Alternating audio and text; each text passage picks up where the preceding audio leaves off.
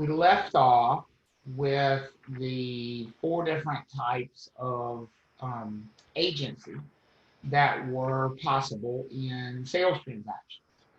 If you just kind of a short recap, obviously we can't recap a whole day, but of where we left off, because it's going to lead us into where we're picking up today. Yesterday when we left off, we talked about those 4 different types of relationships that a firm could have with a client in a sales transaction. And I keep repeating that. That's going to be really important on the test, because the rules for when you're selling stuff, sales transactions, are slightly different than the rules for when you're renting things. It's not always the same set of agency rules for rentals as it is for sales. As you might imagine, the Real Estate Commission looks at sales as being a little bit more final. And so there are a lot more restrictions and rules about how we have to do things when we're involved in selling property rather than renting them. So these relationships that we talked about yesterday are in sales transactions. So when property is being sold, we said there was exclusive agency. And that could either be exclusive seller agency or exclusive buyer agency. And what do we say that means? When you see exclusive agency, what does that mean with regard to the transaction? How many real estate firms are we talking about when we talk about one party is represented? Only one party. One firm on one side of the transaction. That's what exclusive agency means. Right? And that could be exclusive seller agent, in which case all the licensees who are working for that real estate firm, we call them sub-agents of the seller. Remember that? Or that could be exclusive buyer agency, where the buyer has hired a real estate firm and all of the licensees who work for that real estate firm are considered sub-agents of the buyer. And remember, we said it's possible to be working with a customer and not with your client. In other words, I can be working with a buyer as a sub-agent of the seller. I'm talking to the buyer, I'm showing the buyer the property, but I'm there representing who? If I'm a sub-agent of the seller. The seller. I'm representing the seller. Same thing will be true for buyer representation. If I'm a sub-agent of the buyer, meaning my firm represents the buyer, and I go and I call someone about potentially showing their property, well, that someone I'm talking to is a seller. But just because I'm talking to that seller, just because I'm working with that seller, does not mean I'm representing that seller. I'm working with the seller, but I'm working with them as a sub-agent of the buyer. So remember, there's 2 kind of things we have to identify in agency situations. Who am I working with, and then who am I working for? Because it might be the same person, but it might be 2 different people. I might be working with the buyer, but working for the seller. I might be working with the seller, but working for the buyer. Or I might be working with the buyer and for the buyer. A buyer's agent who's out showing property, that's a sub-agent of the buyer who's also working with the buyer. They're working with their own client. But it can be one way or the other. Sometimes you work with your client, sometimes you work with customers. And the rules are different for how you conduct yourself when you work with customers versus clients. And so that's one of the things we talked about yesterday, and we'll kind of continue that today. We talked about another form of agency that's possible other than exclusive agency is co-brokerage. What did we say co-brokerage was? 2 firms working for 2 different sides. 2 firms. Each one on each what? Has one firm side. One represents the buyer, one represents the seller. One firm represents the buyer and one firm represents the seller. And now this is important. This is where we got into a discussion, a good discussion, about what is a firm. And so that's something that you need to have ingrained in your brain. What is a firm? Well, the Real Estate Commission says a firm is everybody who works out of one physical location under the supervision of one broker in charge. Now, Here's something I'd like to point out to you. We're going to talk about this in license law this afternoon, but I'm going to go ahead and point it out to you now. There could be two firms operating from the same physical location, but they would have to have two different what? Broker in charge. Two different brokers in charge. Okay, most likely. There could be two different offices that have the same name. Remax on Strickland Road and Remax in Cary. But they are two different firms because they're two different physical offices and they are working for different what? Broker in charge. Different brokers in charge. So ultimately, this distinction of a firm really comes down to the broker in charge. Everybody who's under the umbrella of one broker in charge works for the same firm. And if you ever get two people who are under the supervision of the same broker in charge, who are both working on a transaction, and one is working with the buyer and one is working with the seller, that's considered dual agency. Even though they may be two different people, it's because it all flows back up to that same broker in charge. That's where that idea. And so dual agency is the third type of agency that we talked about. How do you recognize dual agency? How many sides have representation? Two. Both sides, but how many firms are involved? One firm. Just one firm. That's how you recognize dual agency. And then you finally have the last one, which is a subset of dual agency. It's part of dual agency, which is designated dual agency. And in designated dual agency, you still have both sides with representation, and it's coming from one firm. That's how we know it's dual. What, if you were on a test or in the real world, what would you be looking for as a signal that it was designated dual and not just dual agency? How would you? The agents didn't know each other. Okay, the agents didn't know each other. That's part of it. That's a rule to get designated, but it still doesn't tell me definitively that we're in designated. What would tell They me? actually give Advice to advice. clients. I heard somebody say it. They can give advice They to can the give client. advice. Advice. There you go. If they are in a form of dual agency, if it's two brokers in the same firm and they're giving advice, the only way that can happen is with designated dual agency. Does that make sense for everybody?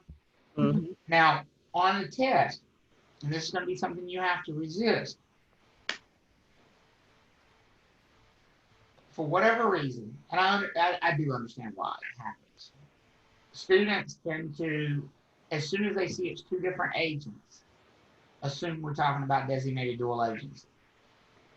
And truthfully, in the real world, that's probably a safe assumption. In the real world, if you have two different agents in the same firm, one has the buyer, one has the seller, it probably is designated dual agency. But that is not how it's going to be tested. On the test, if the buyer and the seller are represented by the same firm, what kind of agency is it? Dual agency. It's dual agency. The only way you answer that something is designated agency is if it absolutely cannot possibly be dual based on the description they gave. And the only thing that makes it impossible for it to be dual based on that description would be the word advice. So that's the buzzword you're looking for to tell you this is not dual agency, this is designated dual agency. Is that clicking for everybody? Yeah. Because you're going to need to be able to identify that difference on the test. So that sort of leaves us off or brings us back to where we left off yesterday. Today, we're going to start over with sort of that same discussion, but we're going to carry it a step further. Because there are all these choices, because there are all these ways, different methods of agency, ways that the firm can interact with a buyer or a seller, because remember, we're talking about sales transactions. So we're not talking about rentals. We're not talking about landlords. We're not talking about tenants. We're talking about buyers and sellers. Since there are so many options, the Real Estate Commission says it's really important that you explain to people their choices. You explain to consumers, I'm going to use the word consumer because that's a generic word. It doesn't tell us whether they're a client or a customer because a consumer could be either one. The Real Estate Commission's job is to protect consumers in real estate transactions. Who do you think they're protecting them from? Us, brokers. Brokers, from people with a real estate license. The idea of the Real Estate Commission is, okay, you've got this group of people who are holding themselves out to the public to be experts. I mean, isn't that what I say when I essentially have a business card that says broker, realtor? Am I not telling the public, okay, this person is an expert in real estate? Isn't that basically what I'm advertising? I mean, that's kind of the point of licensure. And so the Real Estate Commission takes the perspective, okay, if you're an expert, if you're going to advertise yourself as an expert, then clearly you know more about the transaction than the public does. And that could be dangerous for the public if they don't know who they're dealing with. Does that statement make sense? That if the public doesn't realize they're dealing with a real estate agent, could that be dangerous? Could they say something accidentally? Think of the Miranda warning. I know you've all seen it on television or in movies. If a law enforcement officer arrests someone, what's the first thing they are supposed to constitutionally tell them? You have the right to remain silent. Miranda rights. You have the right to remain silent. And why do you have the right to remain silent? Because anything you say, what? Be held Can against be you in used court. against you in a court of law. Is going to be used against you. Well, the Real Estate Commission says that we need our own version of a Miranda warning as real estate agents. We need to warn people, I'm a real estate agent, and you don't know who I work for yet. So stop sharing all this information about yourself, because I very well may do what with that information down the road. Use it Use it against you. I may use it against you in a transaction. And that brings us to this form that we're going to talk about called the Working with Real Estate Agents brochure. So in your notes, I want you to make sure that these next few slides, you're going to see, I don't know, 3, 4 test questions out of the state section of the exam, just on this brochure. Remember, there's only how many questions in the state section? How many are in the state section? 40. 45, 40. 40. So if 4 of those are about this brochure, that means 10% of the state exam is in the next few slides that we're going to talk about. Is that an important topic? Yes. Absolutely. Extremely. This is an important topic to the Real Estate Commission because people, licensees, brokers have struggled to get it right over the years.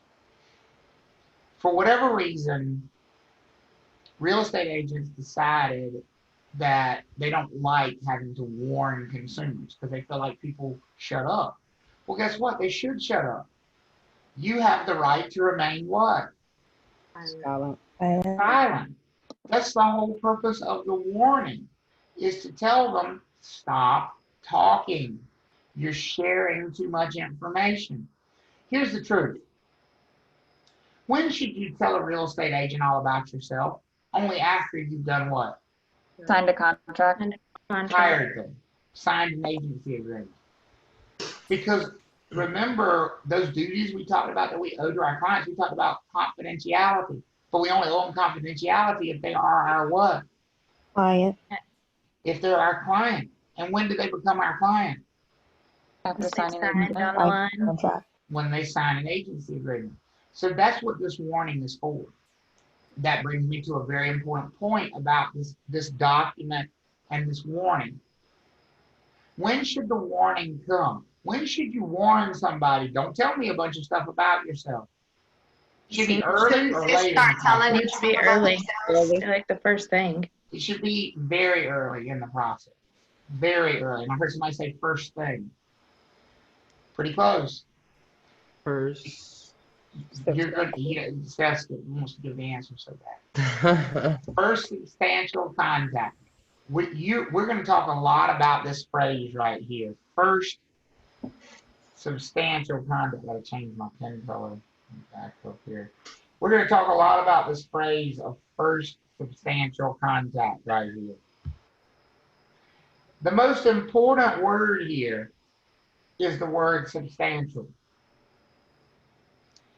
It doesn't say we must do this at first contact. First contact would be, hey, I'm Travis. Nice to meet you. Don't tell me anything. I'm a real estate agent. That would be awkward. Does that make sense for everybody? If we had to do that, if the rule said first contact, that's literally how we would have to introduce ourselves the rest of our lives, that we had a real estate license. That's a little bit awkward. The other thing I want to point out to you is the Real Estate Commission never tells you when it's too early to do it. They tell you when it's too late. Could I, if I wanted to, introduce myself? Hey, I'm Travis. I'm a real estate agent. Don't tell me anything. Would the Real Estate Commission have a problem with that? No.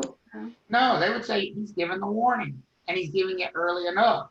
Now they might say he's giving it earlier than he has to, but earlier is okay. What's not okay? Giving it too what? Late. Giving it too late. It's not okay to give the warning too late. That is not acceptable.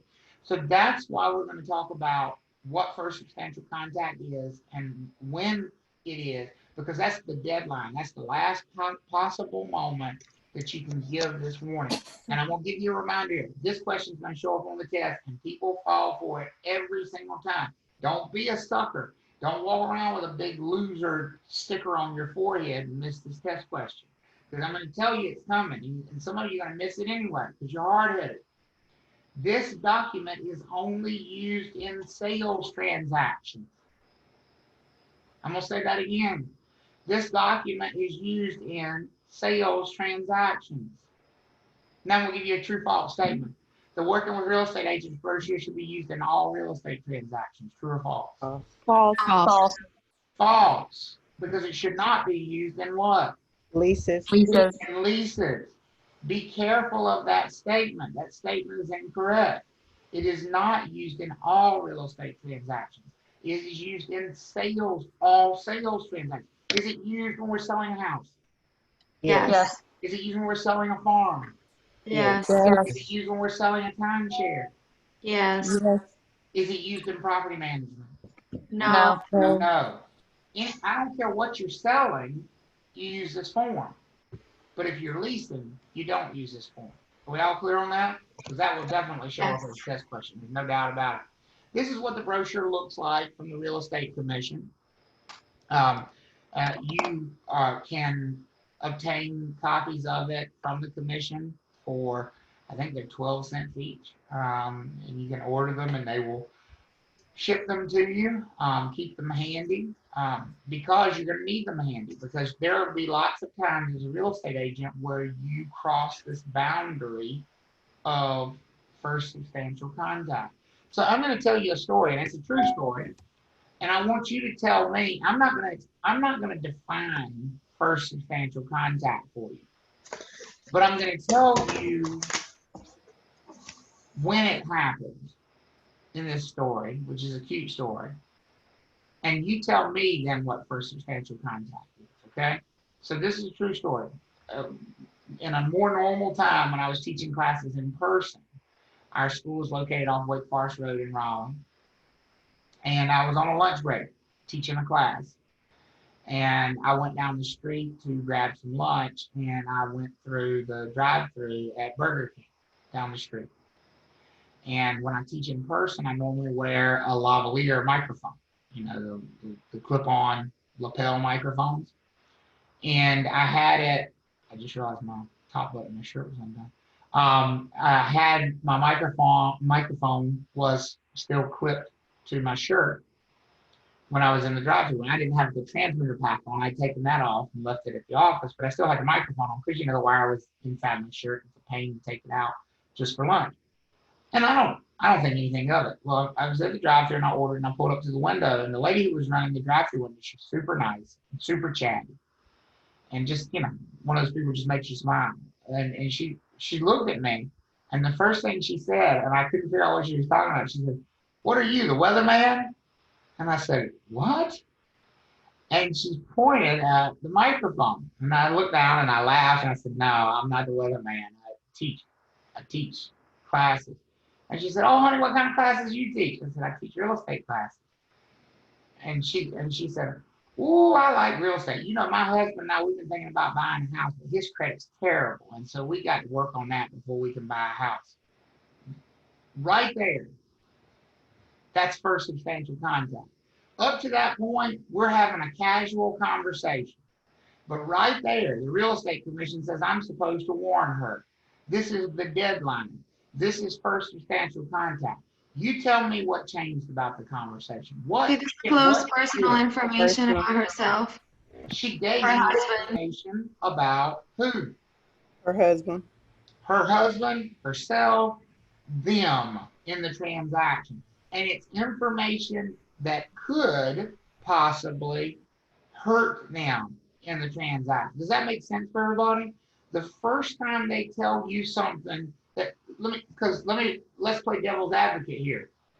What if I was holding an open house the next weekend on one of my listings and she showed up and she wanted to make an offer on the property?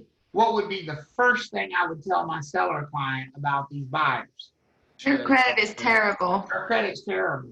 I know that because I was in the drive-thru last week and she told me her husband's credit was terrible. So I don't know how seriously we would take this offer. Wouldn't I be obligated to tell my seller client that information?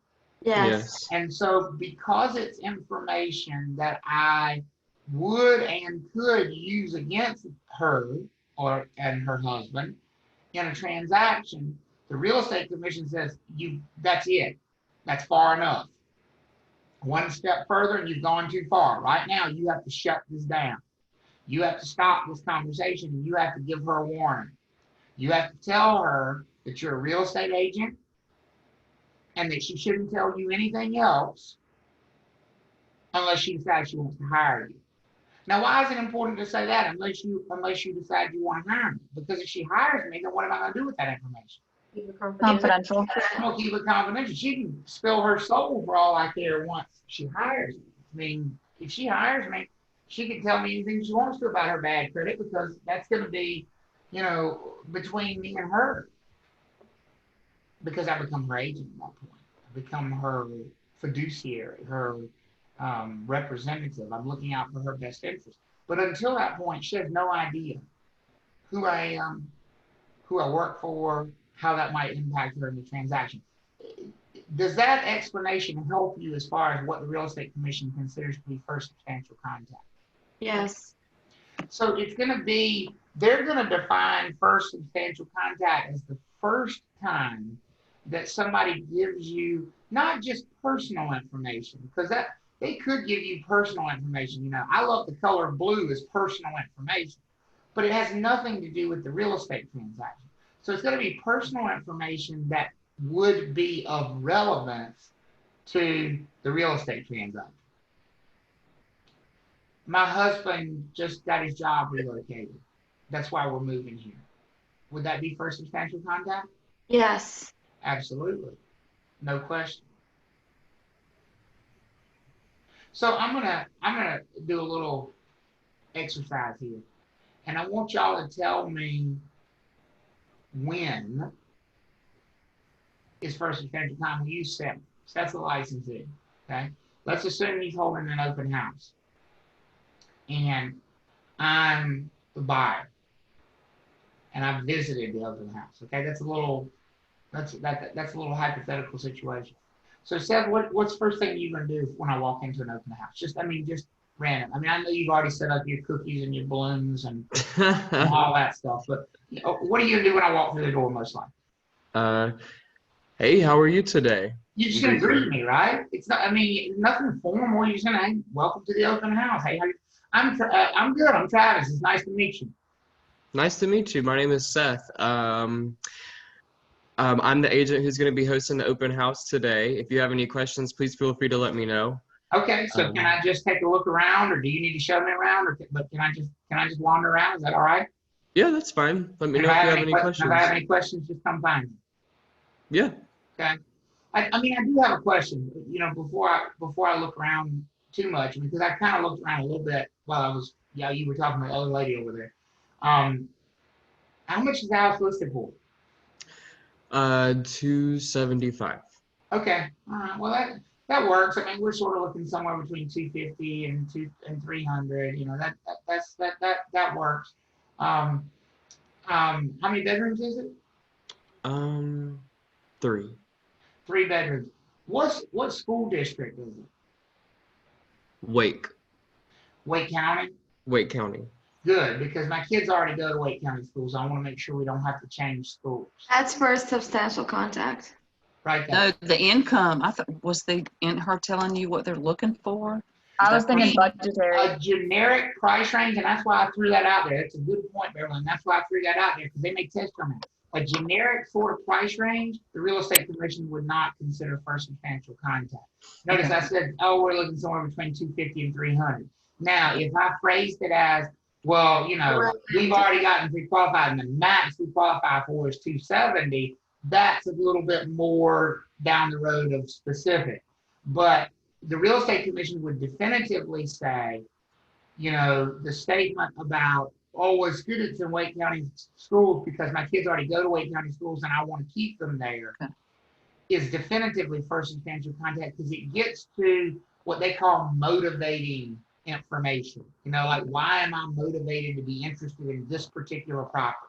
Because I need this school district, especially if we were in an area where we were right on the cutoff. Because there are places like up near Briar Creek, for example, where you don't know 1 minute you're in Durham and 1 minute you're in Raleigh. And if you cross over into Durham, you're in Durham County schools, and you cross the other side of the street, you're back in Wake County schools. And there will be buyers who will ask that question for that very reason. They'll say, now, which school district is this? You know, because my kids are already in Wake County or Durham County, and I don't want to move them, and just because I moved down the street. You know, so that they would, the real estate commission would say that. So now, Seth, what would you say to me once I said, well, that's good because my kids are in Wake County schools? And by the way, every agent has a different way of handling this moment. But in his mind, he knows, okay, we've had first substantial contact, so I probably need to give this person a warning. How do you handle it, Seth? I'm putting it on the spot. Gosh, I haven't had an open house in a while, but I would probably say, I just want to let you know that I represent, or since you just told me that, I have to let you know by North Carolina state law that I represent the seller. Okay, boom. That works. I mean, I tend to carry on. There's 100 different ways you can do it. You can do it in a very formal way. You can say the real estate commission requires you to do it. You can not say any of that. That's all up to you. The big statement there was, he works for who? The seller. The seller. I'll tell you how I do it. I simply say, well, that's good to know. Before you go any further, let me just remind you, I represent the seller, so please don't tell me anything you wouldn't want the seller to know. If there's anything you would not want the seller to know, please don't tell me, because I do work for them. Other than that, I'd be happy to help you with anything. Because here's the interesting thing that the real estate commission said. Once you warn them, if they continue to talk, that's no longer on you. Who's that on them? On the buyer. It's on them. You've told them you have the right to remain silent. But by all means, if you want to, keep talking. That's essentially what the message is that's conveyed. And it's for their protection. It is to inform them, just a reminder of who they're talking to. And that reminder is going to be different, by the way, depending on every situation. Every situation is a little bit different with that reminder. Because you won't always be representing the seller. Sometimes you'll be representing a buyer. Sometimes you won't be representing anybody at all. Sometimes, I mean, like when I went at the Burger King, I wasn't representing anybody when she told me her husband had bad credit. So I'm not going to say, oh, I need to let you know I represent the seller, because there is no seller. There's no property. What I said to her was, well, just FYI, because I'm a real estate agent, you have to be really careful about stuff like that. So don't just start telling real estate agents that you got credit problems, because you never know who you're talking to. You might be talking to the person that's trying to sell you a house, and they're going to use that against you. That's what I told her, sitting right there in the line at the drive-thru. And that's all it has to be. This doesn't have to be some big, long speech. You don't have to sit there and read the brochure to them. You just have to explain to them who you are and what perspective you're coming to. If they decide to keep sharing, then that's on them to That's keep it. sharing information, and you can take that information to your client. And I will tell you from experience, sometimes they do just continue to blabber. And there's not really anything you can do to stop that. You don't tackle them in the middle of the street and say, put a muzzle on their face, you know? Like now, admittedly, if I had somebody who continued on and on and on, I would say, now, again, you do know I represent the seller. And so everything you tell me, I'm going to have to tell them. And I think people say, oh, that's fine. I don't care. You tell them. Okay. Wouldn't that be also a good opportunity to go ahead and give them one of the brochures and say, just as a reminder, you know, I work for the seller, or I am a real estate agent, and then here's some information if you do want to continue sharing, or So this brochure you're talking about? yeah. Well, and that's exactly what you have to do. So in addition to giving the warning, you have to give the brochure. So that's a great point. Because You- I not know, only like, Go ahead. sorry. Tom. I know, like, right now, if I go out to a home inspection, which has happened several times, and they ask me about, you know, if the company that I work for, if we can represent them in buying a house, then they told me that I just need to go ahead and be like, you know, would be more than happy to talk to you about it. I can't, but look over this and then contact us. And then, of course, we staple like a business card in there and all that stuff. Yeah. So is that okay for us to do, like, whenever we, you know, are out in public or something, we have them in our car? Or Oh yeah, I think it's good to always. I keep these in my. I don't have a briefcase anymore. I have a book bag, but I keep these in my bag in the car. And you don't have to use the glossy brochure version. You can print them out on just regular 8.5 by 11 paper if you want to. yeah. You can send them electronically. You can email a PDF to somebody. The Real Estate Commission is very flexible in how you provide this document to people, but they just say you have to provide this document to people if you have first substantial contact with them. And the truth is, if you have a real estate related conversation, especially residential real estate, is it very likely that you're going to have first substantial contact? Do people like to talk about themselves?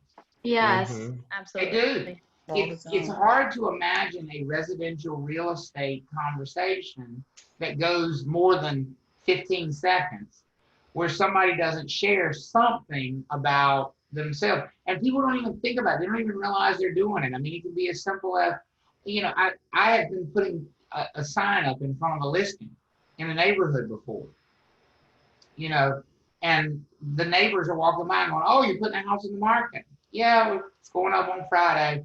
Oh, how much they want for it? Oh, we're going to be listing at $325. That's pretty good. You know, we've been thinking about selling our house because we're thinking about getting something bigger. So it's good to know that thing or something. Is that first substantial contact right there? Yeah. Absolutely. There's no question about that. Even though it doesn't relate to it doesn't even have to be related to the transaction I'm dealing with, because clearly they're not going to buy this house. They're thinking about selling their house and they live two houses down. But it's still first substantial contact for that buyer or seller. And so I'm supposed to have these available to say, well, you know, I am a real estate agent, so I'd be happy to talk to you about that. But just so you know, you don't tell everybody what your plans are, especially real estate agents, because you never know who you're talking to. And so you want to be careful about stuff like that. It's just about giving them a friendly warning. I saw Christina's comment over there. Christina said you'd be amazed at how many open houses she attended, and this didn't happen. Unfortunately, Christina, I would not be amazed. And that's why this is tested so hard, because the Real Estate Commission really has made a concerted effort to get people better about this because they're not doing it right. People, I'll tell you what happens. This is exactly what happens, at least in my opinion. People make it way too formal. And because they've made it such a formal thing, they're nervous about doing it, and so they don't want to do it. The agents are nervous because they think they have to spend 15 minutes going over this big long brochure with somebody when it literally takes 20 seconds. And I will tell you, the more comfortable you get with it, the better you become at it, and the more you can learn to turn it into a positive thing. Because just like you pointed out, Christina, that you didn't get it, would you, I want to ask Christina a question here. Christina said it was crazy how many she didn't get it from. Christina, would you have been impressed by the one who did it right? If you had gone to 5 open houses and 4 of them didn't say anything like that, even though you gave them personal information, but the 5th one said, hey, Christina, I so appreciate you coming today, but just FYI, don't tell me anything you wouldn't want the seller to know, because I'd hate to put you in that position. Would that impress you? Would you be more likely to deal with that person? Oh yeah, because what ended up happening more than that was they were trying to get me to work with them, is what was happening. And Yep. I would tell them, you know, yeah, I'm looking, and they'd be like, oh, well, do you have someone you're working with? And oh, I'm of it, you know, they were trying to get my business instead. And I didn't know about them working for the seller. You know, I didn't know any of this. That's exactly right. And that's why that's an unfair dynamic. They're supposed to make it clear to you who they are and why they're there. And just let us know, hey, it's okay if you don't tell me anything, because anything you tell me, I'm going to take back to the seller anyway. Well, I mean, I'm just fortunate, I guess, that I never was interested in the houses that I walked in. But if I was, that's exactly that right. would And have it should be based on luck. It shouldn't be based on luck. It should be based on you getting the warning so that you know whether to say anything or not. I know, but that's just crazy. Yeah. But that's exactly why they test it so hard, because they're trying. Because what's happening is they're trying to make sure that the new agents are better at this than the ones who are already in the business. And it's getting better, but it's still far from good with compliance with this rule. Let's see, a couple questions over there. I saw Candace remark about the cost. Yeah, you just print it on $8.5 paper. Don't print it at all. Just email it to you. I do that all the time. I mean, speaking of which, could we have first substantial contact in ways not in person? Anyway. Yes. Yes. I mean, especially in today's world, we don't have in-person contact with you. Do people exist anymore? Are you people real, or are you like avatars that pop up on my wall and I think I'm teaching people all day long? I don't know. We don't see people. I wonder the same. You know, but seriously, our clients, many of them are relocating. They're out of state when we talk to them the first time. They're contacting us about one of our listings. They're from out of town. Contact very often does not happen face-to-face anymore, or at least for a very long time. It happens through email, through text message, through Snapchat, through Facebook Messenger, through anything. When that happens, if they give personal information about themselves in the transaction, it's still first substantial contact, and the rule is the rule. When they give you personal transaction-related information, you have to give them the brochure. Well, obviously, if they're at a distance, the best way to give the brochure is just email them a PDF of it. Just email it to them. And that right there is why one of the most important things about this document is to understand, and this is the answer to Deborah's question over there, does the document have to be signed? Thank goodness, no. It does have a signature pen on. It would be nice if they all signed it, but there is no requirement that people sign it, because the Real Estate Commission recognizes it's going to be almost impossible for you to get everybody to sign this thing. What are you going to do? Hold them down and make them sign? These are not your clients. They may eventually become your clients, but they're not your clients yet. These are people you just met. How many of you, if you just met and this is the other reason why real estate agents are so bad at the brochure, because in their mind, if they present it, they have to get it signed. And how many of you, be honest, would refuse to sign something a real estate agent put in front of you the first time you met them? A lot of us would.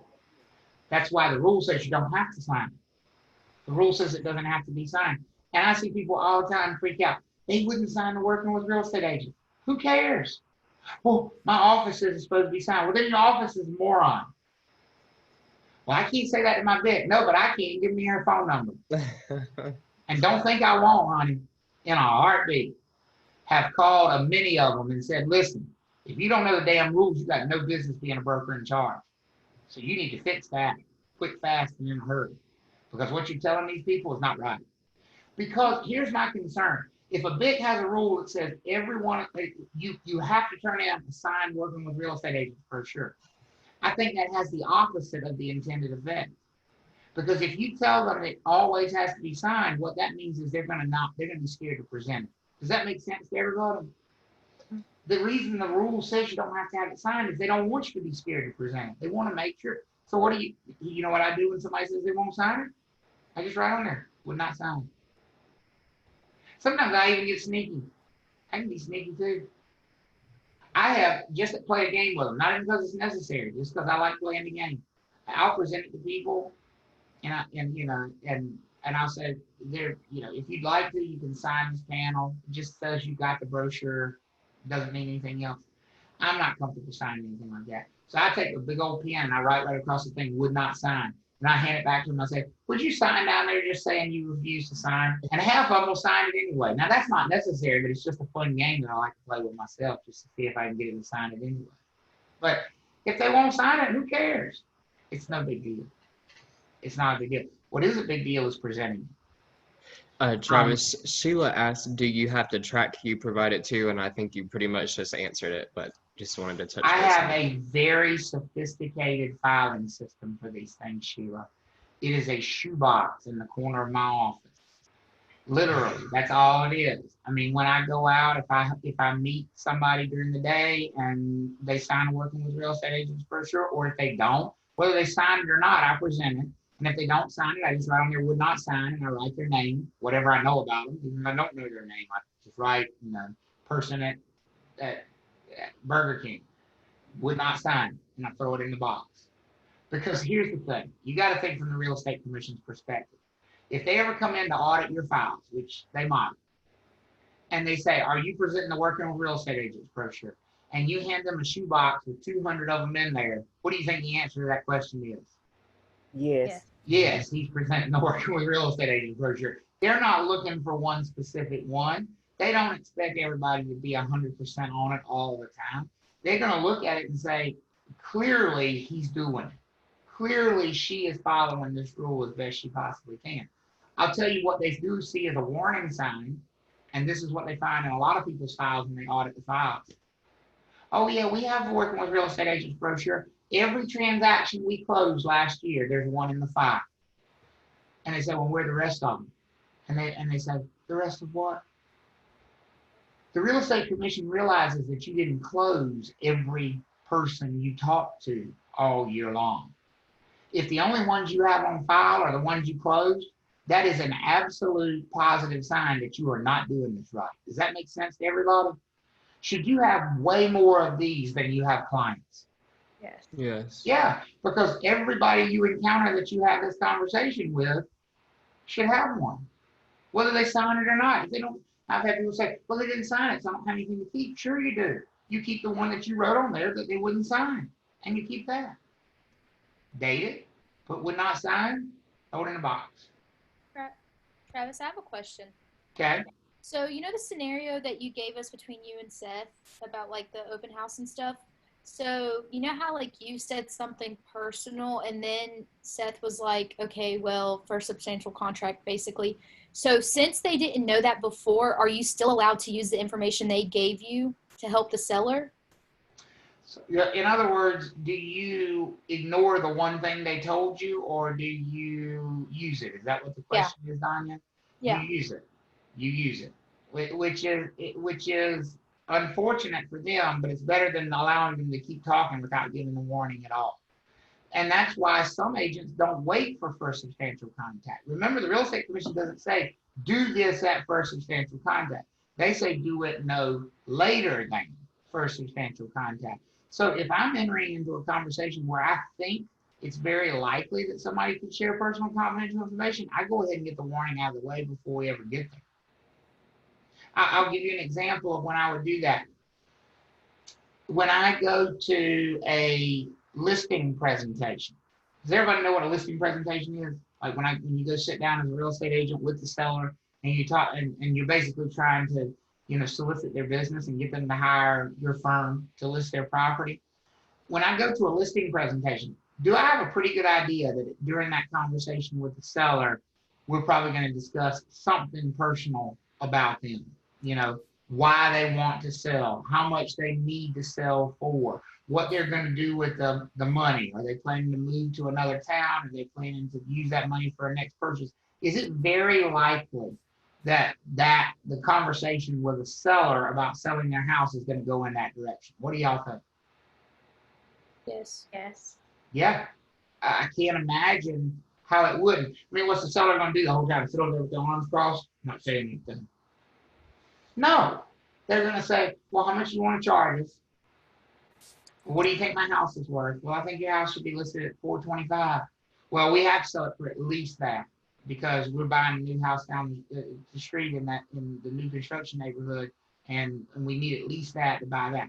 Right there is first substantial contact. I know in advance it's very likely that conversation is going to head in that direction. So I would give the warning before we even started the conversation. Here's what I would say.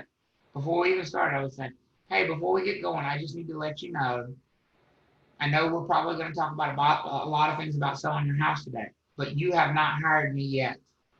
So please don't tell me anything that you wouldn't want a potential buyer to know until you decide you hire me. Because I know you're talking to several agents, me included, but the truth is you can only hire how many of us? One. And all the rest of them, if you tell us all the stuff, if you give all your good secrets away, then one of those other ones could end up using that against you. And I don't want to put you in that situation. So don't tell me anything that you wouldn't want a potential buyer to know unless you've already decided you want to hire me. I want to turn this around to a question for you all.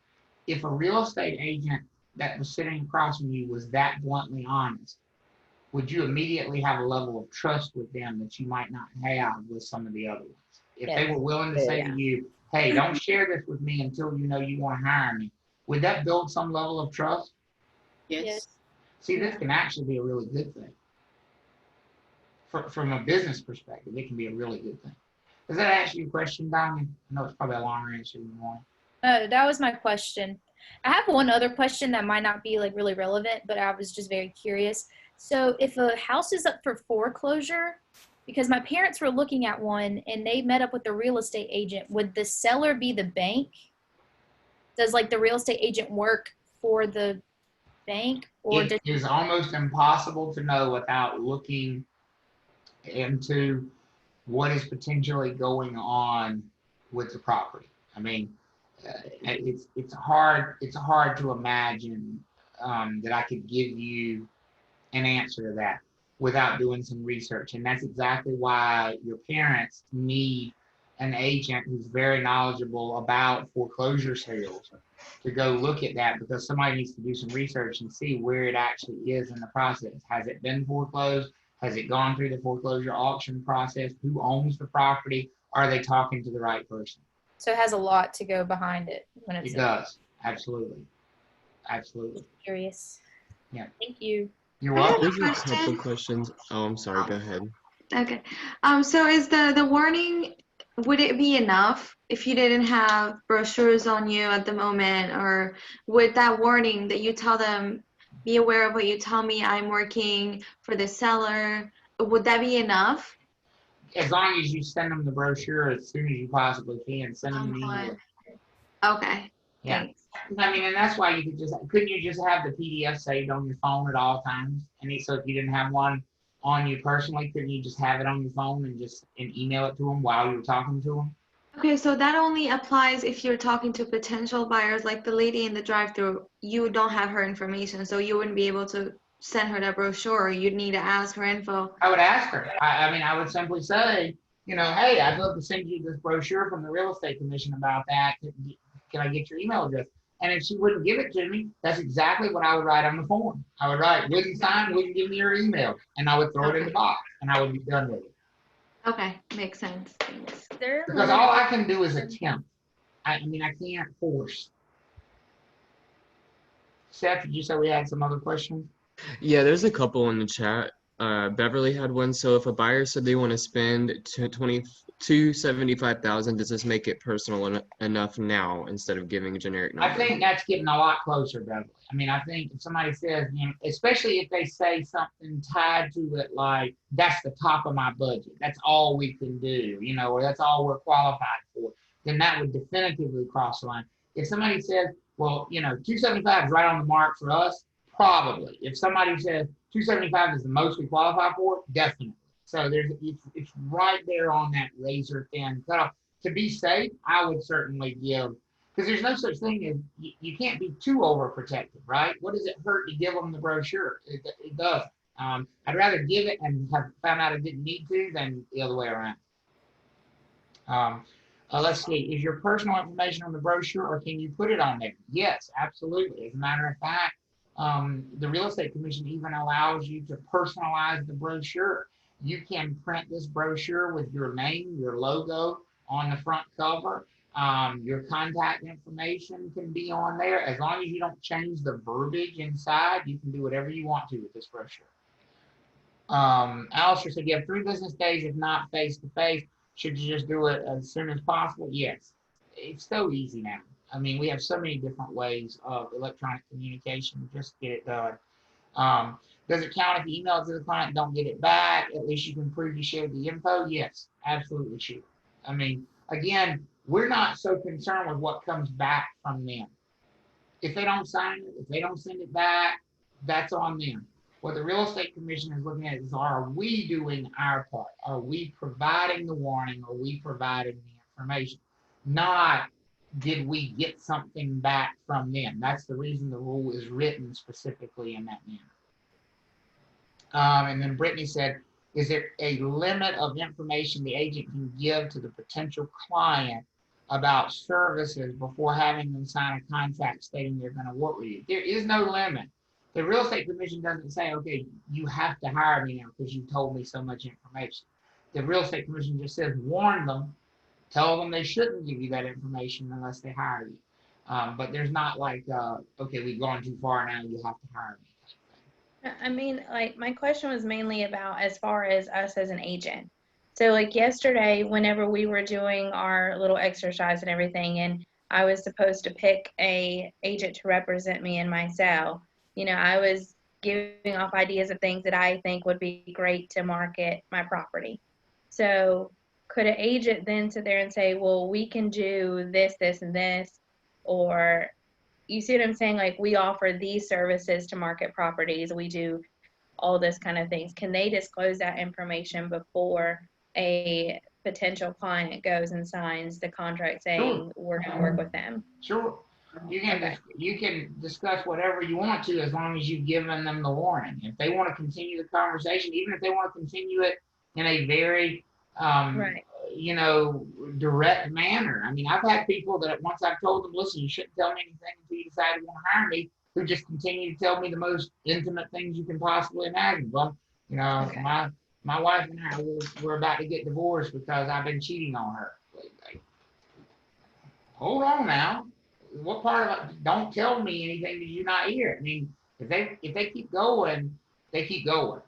And you might warn them again, but the Real Estate Commission is never going to come after you for saying, oh, well, you got way too much information.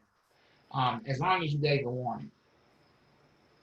I have a weird question. Like, I know it's not something that, really should happen. So do they go around and call people and see if you gave them these brochures? Or like you said, you have these brochures in a box in your office. So when they go, they're like, oh, okay, I see he's giving them out. Like, I don't understand. How do they keep track of these? They don't. It's a gut feeling thing. This is going to be the kind of thing they look at if there's a complaint filed against Okay. you, if there's some other reason for them to be investigating you, they're not going to come in and look. I've been in this business for 20 years. You know how many times the real estate commission's looked at any of my transaction files? Zero. Because it's the total number of complaints I've received as a licensee in that 20 years. That's a wonderful thing. Yeah. Right? Now, if they did look, I would have no fear about it because I know I have the things that they tell me I have. So they essentially operate on the honor system. But trust me when I say, if they get a complaint, they're not going to limit what they look at just to the complaint. They take that as an opportunity to examine you from head to toe. So the complaint may be, Kaylin didn't turn over our security deposit fast enough, which has nothing to do with working with real estate agents brochure, right? But when they come in, they're going to say, oh, by the way, where you're working with real estate agent brochures, where are your buyer agency agreements, where are your listing agreements. They're going to look at all of it as part of that process. So you have to be ready for that at any given time. How long does an agent need to hold on to the brochures? How long do we need to hold on to the brochures? So that gets us to a license law rule that we're going to talk about this afternoon. How long do we need to hold on to any transaction-related documents? And that rule is 3 years after the last brokerage services we did for that client in that transaction. Not 3 years from the date they signed the document, not 3 years from the time you gave them the document, but 3 years from when you stopped working for them. So as an example, there are buyers who look for houses for 2 years because they're looking for a specialized sort of thing, and they work with the same agent the whole time. Maybe they started working with real estate agents brochure back in 2018 when they started looking. And they finally have found the house this summer. And they're going to close in August of 2020. How long does that agent have to keep that working with that real estate agent brochure that was signed back in 2018? Is it till 2021, which would be 3 years after it was signed? August 2023. 2023, which is 3 years after they finished the job, after they finished working for this person. August 2023. It would be until 2023, August of 2023. So we must keep all transaction-related documentation of all type for 3 years after the transaction's over. And I've had people say, well, what if it never becomes a transaction? Like the working on real estate agents brochure may not become a transaction. Well, what was the last time you talked to them? Well, the day I gave them the brochure. Then it's 3 years from that date. That's how long you keep it. They come to you to buy a second house within that 3 years. Do you save everything for 3 years out from the end of that? It's a separate transaction. If it's a separate transaction, you start over and the rules apply separately to the separate transaction. So the first, transaction has its 3 year period and then the second one has its own 3 year period. So the buyers, I was just going to say, do you purge your files at 3 years or do you keep them a little longer? I keep everything indefinitely. Okay. Yeah.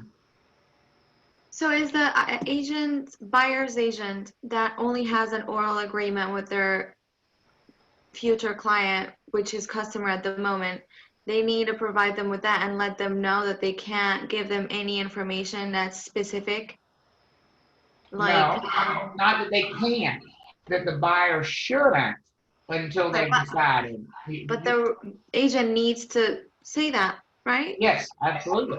Absolutely. Because we had a real estate agent for like 6 months before we actually signed an agreement to present an offer. And so you should have gotten working with real estate agents brochure from the very beginning, most likely. Because if you think about it, if you go back in your mind and you replay those events, how did y'all select the houses that the agent showed you?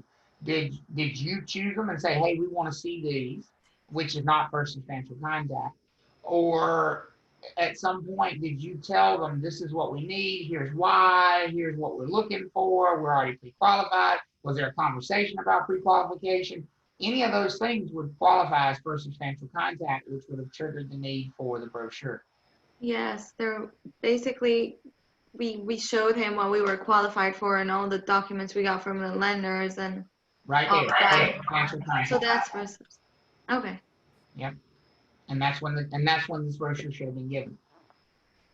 So it seems to me that for the large majority of the time, these brochures would no longer be in your possession. It's not like, you know, someone walks into an open house, they're going to read it right then. Like they're going to put it in their purse and you're never going to see it again.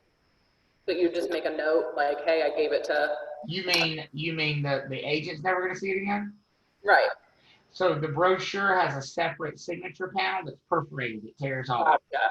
You keep the signature panel. Even if they don't sign it, you keep the signature panel. You give them the brochure and you keep the signature panel. Okay, because I'm like, if they're giving the brochure back to you, what would be the point of? No, they keep that's a great question.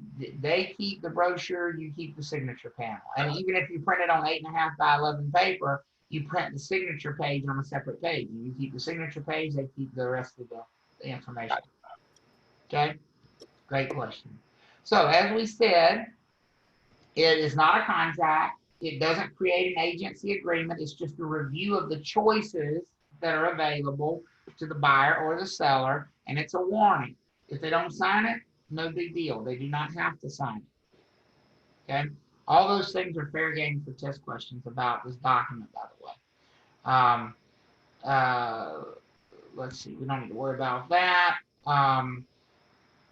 I noted this yesterday, but I'm going to note it here again because you're going to probably see it as a test question. I would say this is a test question. By the way, this is all in the North Carolina section. I think I pointed that out at the beginning of this discussion, but this Working with Real Estate Agents brochure is from the North Carolina Real Estate Commission. It's a North Carolina form. It only applies to North Carolina, so the questions would only be in the state-specific section.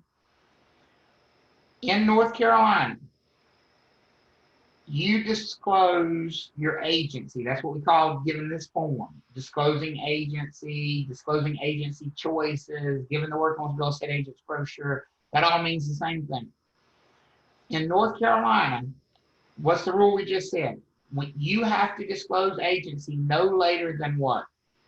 First substantial contact. First substantial contact. No later than. Can you do it sooner than? Yes. Yes. Yes. No later than. But there is a separate rule for the one, here's the exception to the rule. If you represent who? The buyer. If you represent a buyer, if you are a buyer's agent, if your firm has been hired by a buyer, remember yesterday we said that the assumption when you're dealing with a real estate agent is that they always represent who? The seller. The seller. So when you're on the other side, you have to warn everybody when. Right when away. you represent the buyer. But when do you have to warn everybody? Oh, Right away. initial contact. Right away. Immediately. So the one exception to when you have to give the Working with Real Estate Agents brochure is when you're a buyer's agent and you're talking to somebody on the seller's side. If you're a buyer's agent and you're talking to somebody on the seller's side, when do you tell them, hey, I'm representing a buyer? Right away. Right away. Right away. You do not get to wait for first substantial contact. So here's what this rule was meant to cover. There's a for sale by owner house down the street. You're representing a buyer who might be interested in that property. You pick up the phone and you call that seller. Should you wait for the seller to give you personal confidential information to tell them you represent the buyer, or should the first words out of your mouth be, hey, I'm calling you because I'm a real estate agent and I represent a buyer who's interested in purchasing your property? Which should you Right do? away. Right away. You tell me you represent the buyer. That's the exception. Now, you may think this is fair or not fair. It doesn't work the other way if you're a seller's agent talking to a buyer. If you're a seller's agent talking to a buyer, when do you tell them, hey, I represent the seller? No later than first substantial contact. No later than first substantial contact. So you can go for a while without telling them that, but not when it's the other way around. When it's the other way around, you have to do it immediately. And that's gonna be a rule you need to know for the test. It probably sound really elementary, but can you give me a example of, I guess, both? So let's just say someone's at an open house, like I guess a seller's agent is at an open house. They can talk, and they don't have to sign it until that contact. But when would a buyer agent talk to meet this person, I guess? I'm sorry? So would a buyer's agent, like, just, I guess it's just not getting me. When would this even come up with a buyer's agent? When a buyer's agent, as a buyer's agent, who you're gonna have to reach out to at some point to make an offer, to ask questions, to, your buyer is interested in purchasing this property. Who are you gonna pick up the phone and call? The buyer? You can call the buyer to ask questions about the property.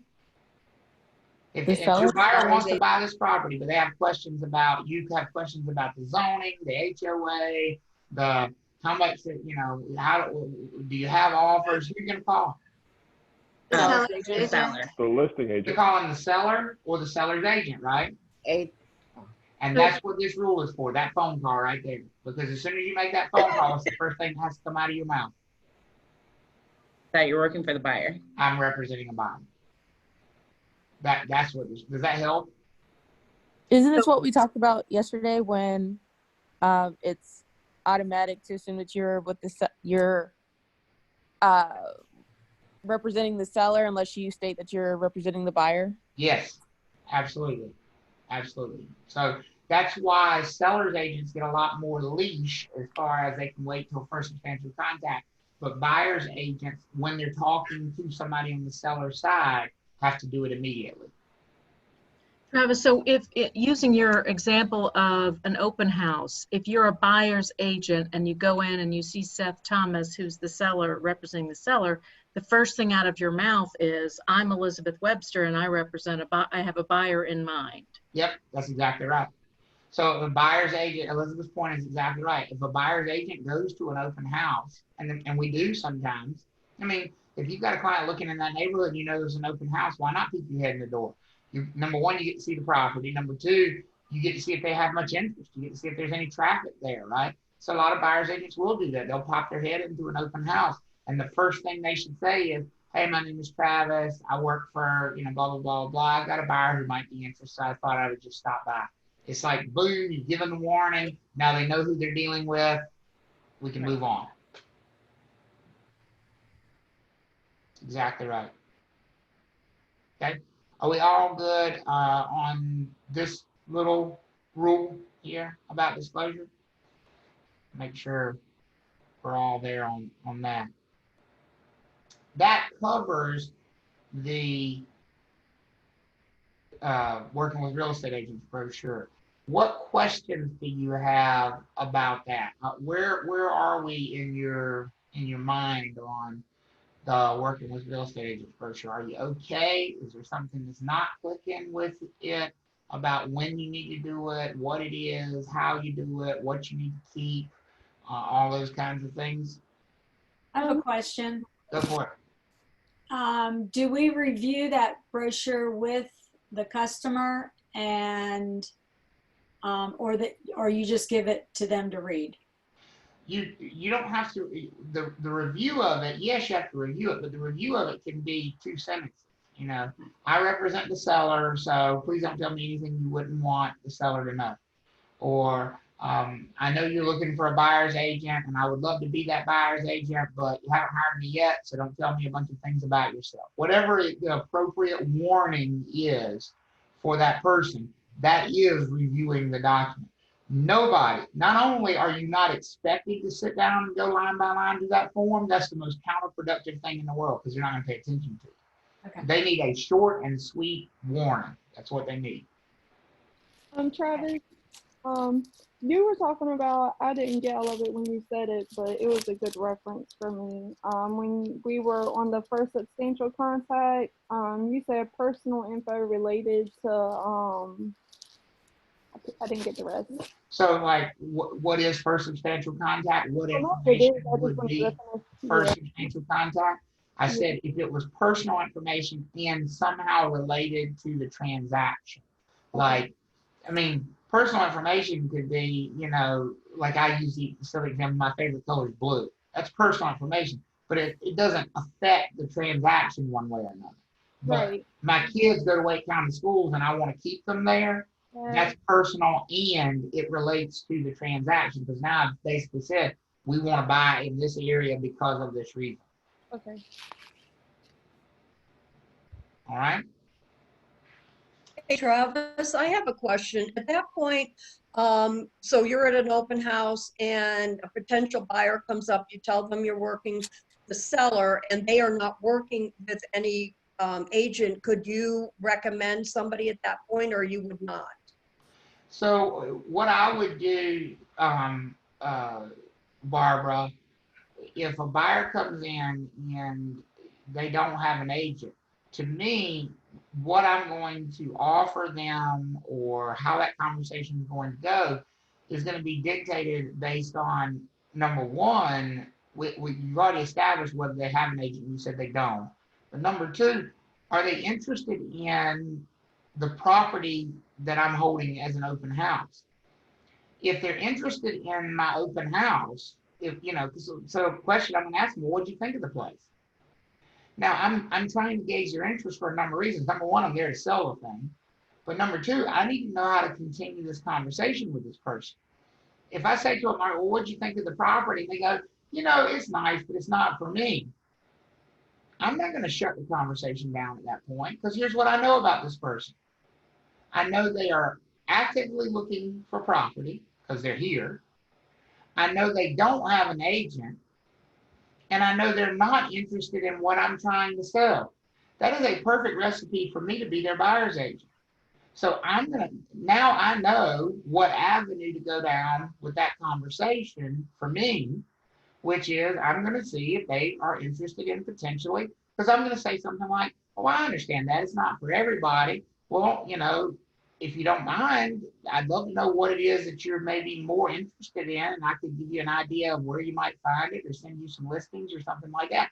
Now I'm continuing the conversation more in the role of a hopeful buyer's agent, whereas I started the conversation as a listing. I'm warning them I'm the listing agent, but once I've established you're not interested in my listing, I change gears. Versus if I say, well, what do you think of the place? God, we love it. We'd love to make an offer on it. Well, I can't offer at that point to be their buyer's agent because I already represent who? The seller. The seller. Now, I could, if I wanted to, offer to be a dual agent. That's up to me. That's up to my firm, whatever our policies are. Or I could simply remain the seller's agent. I could say to them, but that's awesome. I'm happy to help you put together an offer. Just, I'm going to remind you again, I represent the seller. So, you know, don't tell me anything you wouldn't want the seller to know, but I certainly be glad to help you put together an offer. So I could continue as a seller's agent. I could go forward as a dual agent, or I could refer them to a buyer's agent outside my firm. Those would be the options for dealing with that buyer if they were interested in my listing. So it's all about the conversation and what their answers are and how they sort of dictate how we're going to proceed, if that makes sense.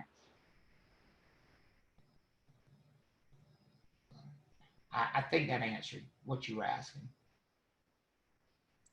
All right. Yes, thank you. You're welcome. Anybody else got questions about the Working with Real Estate Agents brochure, or we good on that? Because it is an important topic. There's no doubt you're going to see test questions about it. And just remember, it's not a contract. It's not an agreement. It doesn't create an agency relationship. It's none of those things. It's a disclosure. It's a warning that we give to them to say, here's who we are. Here's what you should know about that. That's the purpose of it.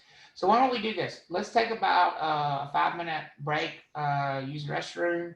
And when we come back, we're going to pick up with the last couple of duties that we owe to our clients. And then we're going to talk about one big duty that we owe to customers, which is a little bit of a different topic. And then that'll round out chapter 7. So let's take about a 5-minute break and come back at 10:35. Okay. Cool. Would there be a reason why I'm not able to print chapter 8? I saw your email and I put a different I put a black and white grayscale copy in the OneDrive this morning. So if you're having a hard time printing chapter 8, you can try the grayscale copy. I don't know if it has to do with the color settings or whatever, but there's a second copy in the OneDrive now that is like a grayscale version. You can try printing that. Gotcha. Thank you. You're welcome. One last question before we get started. In the site you have set up, was the test? Learn, Test, Pass? Yes, thank you. In Unit 7, doesn't have like the pages like normal, the black and white pages. Is that meant to be different? I don't know. I would have to ask the developers. I know they're in the process of reworking some of that, so it may just be you happen to be, viewing it as they're reallocating and reworking some of that stuff. But I can ask. Okay. All right. Thank you. So let's finish this discussion of what exactly we owe our clients. And then we're going to talk about what we owe the customers. So remember, we started this discussion yesterday about what we owe our clients with loads or old car. We owe them loyalty, and obedience, accountability, and disclosure of all information. And then the S, skill, care, and diligence. This means we owe it to our clients to be good at our jobs. That's essentially what we're saying with skill, care, and diligence, is that we owe our clients skill. We owe them knowing what we're doing. We owe them certain advice. Now, here's what I'll point out.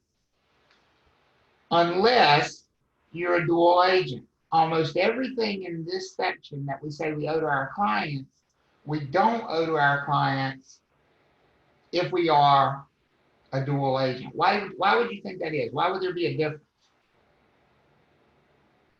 Because you can't be providing both those things to both clients at the same time. Right. To both parties at the same time. If I'm giving skill, care, and diligence can be summed up in the word advice, right? And I can't be advising both parties at the same time. So this is something that would go away if you were in a dual agency situation. Obviously, part of providing good skill is knowing what you're good at in the first place. You're going to get a real estate license that gives you the ability to practice any area of real estate. You can do residential sales, commercial sales, you can do land. You can even manage homeowners associations with a real estate license. You can do property management for apartments or property management for shopping centers. There are so many different avenues you can go down with a North Carolina real estate license. Just because you have the license doesn't mean you have the skill.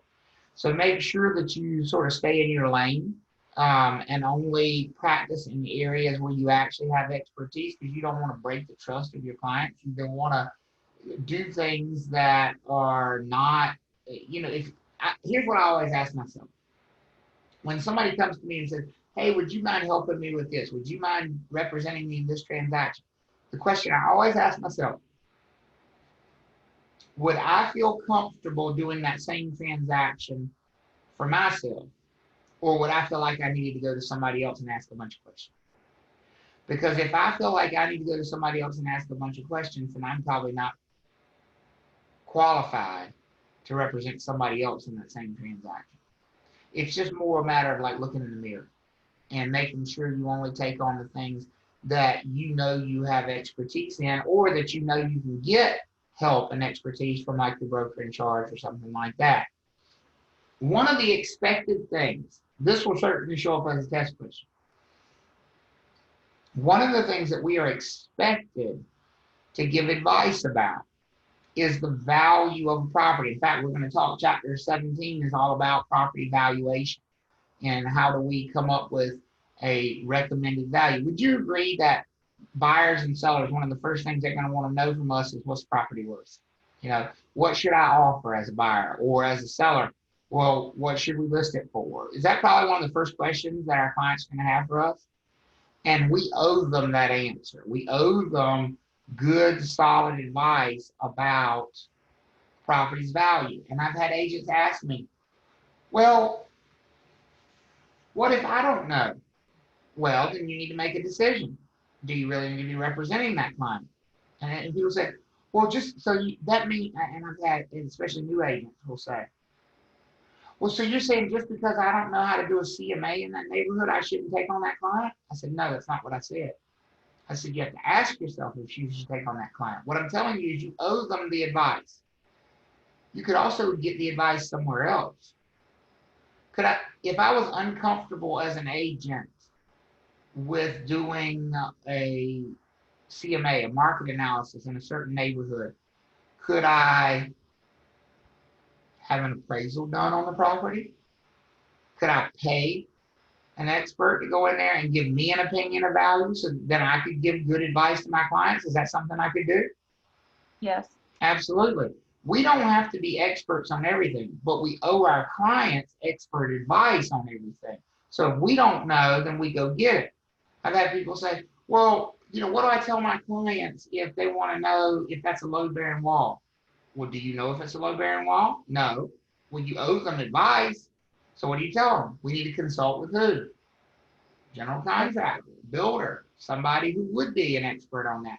That's what it means to practice skill and care. Get them to the right information. If you don't do that, you're not following up. You're not doing what you're supposed to be doing. So make sure you're doing that. Giving them advice about offers, whether it's an offer they're making or an offer they are receiving, especially in today's crazy market in some places where you have multiple offers. Sellers need help. They need help evaluating multiple offers because it's not just the highest number. We're going to talk about a lot of factors that go into what offers might be better in contracts and how things could, different factors could affect an offer. So giving advice about offers, helping them prepare contracts. Now this one is one you have to be careful with. It says assist with contract preparation. I'm going to tell you what they're going to expect you to say on the test.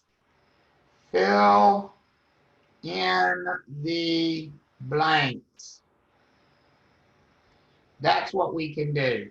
We can fill in the blanks on pre-printed contracts. We cannot, and this will absolutely show up as a test question, we cannot, under any circumstances, write contract language. Write things into a contract, draft, come up with statements that go into a contract. That's whose job? Attorney's job. That's an attorney's job. We can fill in the blanks.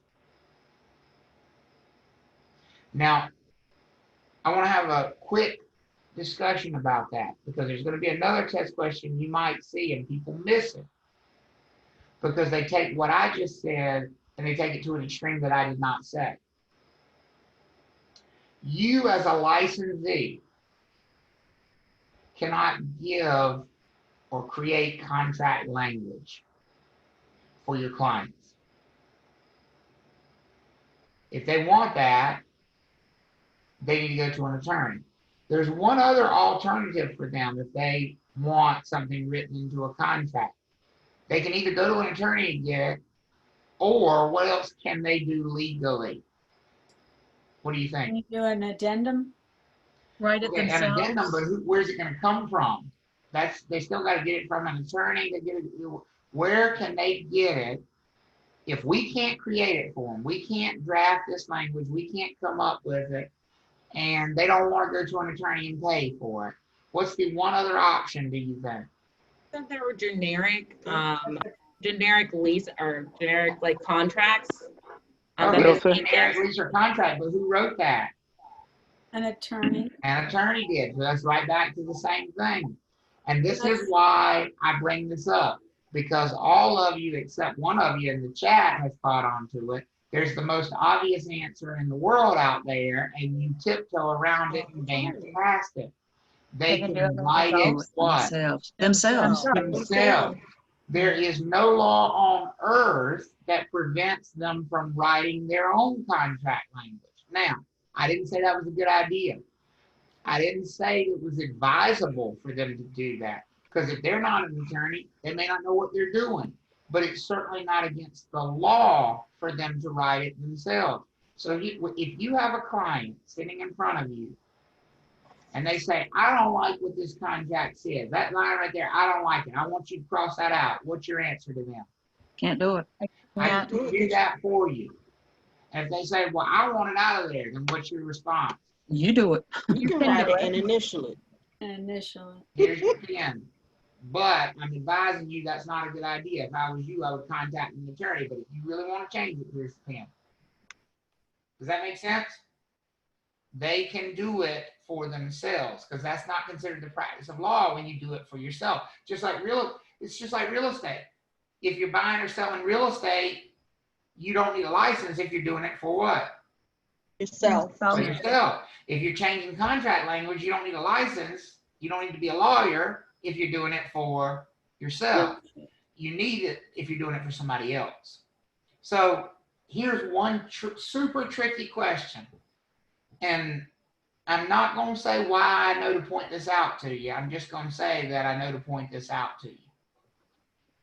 At least at some point in the past, somebody was tripped up on what I consider to be a super tricky type of question. When can a real estate licensee in North Carolina legally make changes to contract language, draft language, make changes, mark out stuff? When They can are they do the it? power of attorney. Can't at all. When it's And their they're own not an house. attorney. When it's They're their given own house. power When they're of buying their attorney. own house. When they're buying their own property. That's the only time they can do it. I think that's a really tricky way of asking it, but remember, if they're doing it for themselves, it's okay. Anybody can do anything for themselves without breaking the law. Is everybody following me on that? Okay. So when we talk about assisting our clients with preparing contracts, we're saying I can fill in the blanks on pre-printed forms. If it's got a blank for purchase price, I can fill in the purchase price. If it's got a blank for a closing date, I can fill in the closing date. What I can't do is go through and say, oh, we don't like this paragraph, we're going to put an X through it and mark that out. No, can't do that for my clients. They either go to an attorney or they do it themselves. Everybody all right with that? Yeah. Yes. Good. Talked about that. Another just sort of last point about skill, care, and diligence. Cooperation is huge. Remember, we said that most transactions now are co-brokered transactions. It's not a war. Don't treat it like one. Yes, we're on opposite sides of the transaction, but ultimately you are cooperating with the brokers on the other side of the transaction. And if we can't come to some reasonable agreement about things, if we can't get along, then the transaction falls apart, and that's not good for anybody. So it is important to do, to do your best to be cooperative. And it's also important to remember this over here. It says the value of the property or the compensation has nothing to do with the agent's duties. Unfortunately, our brains are sort of not pre-programmed to work that way. Every once in a while, you run across a real estate agent who has this little $25,000 transaction, and they're only making, I don't know, maybe they're making $800 off the thing. That's their commission, because the whole transaction is $25,000. What duties does the real estate commission say you owe to that client that you're only making $800 off of? All duties? All of them. Everything that you owe to the client that you're making $80,000 off of. It doesn't change. It doesn't change at all. So make sure that, by the way, that was the single biggest commission I ever made, that number, $80,000. That was a good day. That was a real good day. 2.8 million. Enjoyed it. I was happy for that closing. I bet. Is that when you started your renovation? Is that when I started my renovation? That is not when I started my renovation, but it was years ago. It's been years ago now, but those stick out in your memory. Yeah, those stand out. It was a coach who bought a lake property up at Lake Gaston, beautiful lakefront home. I showed property from the water for 3 days. And we finally decided on something. It was beautiful. Travis, I Go have ahead, an example of this slide. Try to keep it short. We sold a home, and the drainage, the gutter had a black pipe at the end. It got clogged up, stopped up, so we had to get somebody over there before we could sell it to clean it out. The buyer came over and he was looking at it, and fortunately his real estate agent came to the house and he wanted a different material. That black pipe is not what he wanted. And so thank the good Lord that real estate agent said, no, this is in compliance. They do not have to put your type of pipe in the ground. Mm-hmm. And she handled that beautifully, and I could just walk away. And this was the buyer's agent? Yes. Yeah. And she handled it. She knew the business and what type of pipe. Well, a lot of what we do is managing expectations. And a lot of times managing our clients' expectations is a huge part of the job, because they sometimes don't have the most realistic of expectations. Right. One of the things I constantly find myself doing is trying to get my clients to put themselves in the other person's shoes. If you're the buyer, put yourself, because I'll have buyers, especially in this market right now where it's crazy and they're multiple offers and they're frustrated. And they go, I just don't understand these sellers. I don't understand what they want. I don't understand why they think they can get away with this. And I'm like, well, put yourself in their shoes. They just put their house on the market 2 days ago and they have 15 offers in front of them. If you were experiencing that, you'd probably have a pretty high opinion of your property as well. I'm not saying it's right or wrong. I'm just saying, just imagine what it's like to be in their shoes. But then, of course, if I'm on the listing side, I'm saying the exact opposite thing to the seller. When the seller gets all arrogant about, oh, we got 15 other buyers, I'm like, yes. And here's how all of them feel about you right now. Like you are an asshole. Like it or not, that's their perception. Do you want that to be the perception? If so, I can assure you this is going to be a hard transaction once we get under contract. You may get everything you want right now when we go under contract, but once we are, they're going to expect the world because you're driving them so hard on pricing. And so I think it's always about finding, that balance of working for the best interest of your own client, but also keeping them grounded so that they don't just kind of go off the reservation about things, So let's now switch gears a little bit. Same chapter, continuing the same thought, but let's switch gears about who we owe things to. Up to this point, we've talked about this, owing duties, owing responsibilities as being completely for our clients. And that's pretty easy to understand. Disclosing information to our clients is easy to understand. Now, just as a reminder, what did we say the difference was between a client and a customer? Clients are people that we what? Represent. That we represent, that we have an agency agreement with. They've hired our firm. Those are our clients. Who are our customers? Everyone else. Anybody that's not a client is a customer. Anybody. Not just, I think people sometimes say, okay, well, if I represent the seller, then the buyer is my customer. Well, that's true, but it's not your only customer. Because you're going to deal with a lot of people in that transaction. You're gonna deal with a lender, you're gonna deal with a closing attorney, you're gonna deal with a home inspector. They're all your customers. You have one client, but you have many, many customers in every transaction. So we talked about disclosing things to clients. That one's easy. What do you tell your clients? Everything. Everything. Everything you know. You tell your client. Anything that you know that could possibly impact their decision making in the transaction, you inform your client. If you represent the seller and you know that a buyer is willing to pay more than they just offered, should you tell that information to the seller? Yes. Yes. Yes. You should. Absolutely. If you represent the buyer and you know that the seller needs to sell because he's got twin kids that are about to go to Duke for their first semester and he's got a tuition check to write, is that something you should tell your buyer if you represent the buyer? Yes. Yes. Absolutely. So if disclosure to clients is easy. The only time that changes is, of course, if we're in dual agency, because if we're in dual agency, we wouldn't disclose what we know about one to the other because we represent both. Things like offers, who the people are that are offering to buy their house, any relationship we have. Do you think that's something that would show up on a test potentially? What if the real estate agent has a relationship to the buyer? Should that be something they tell their seller client?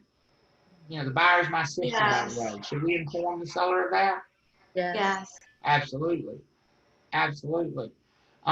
If we represent the seller and we know that this buyer is a flipper, we know they flip houses. If Flip or Flop, what are their names? Christina and Tarek, is that their names? Christina and Tarek. Christina and Tarek.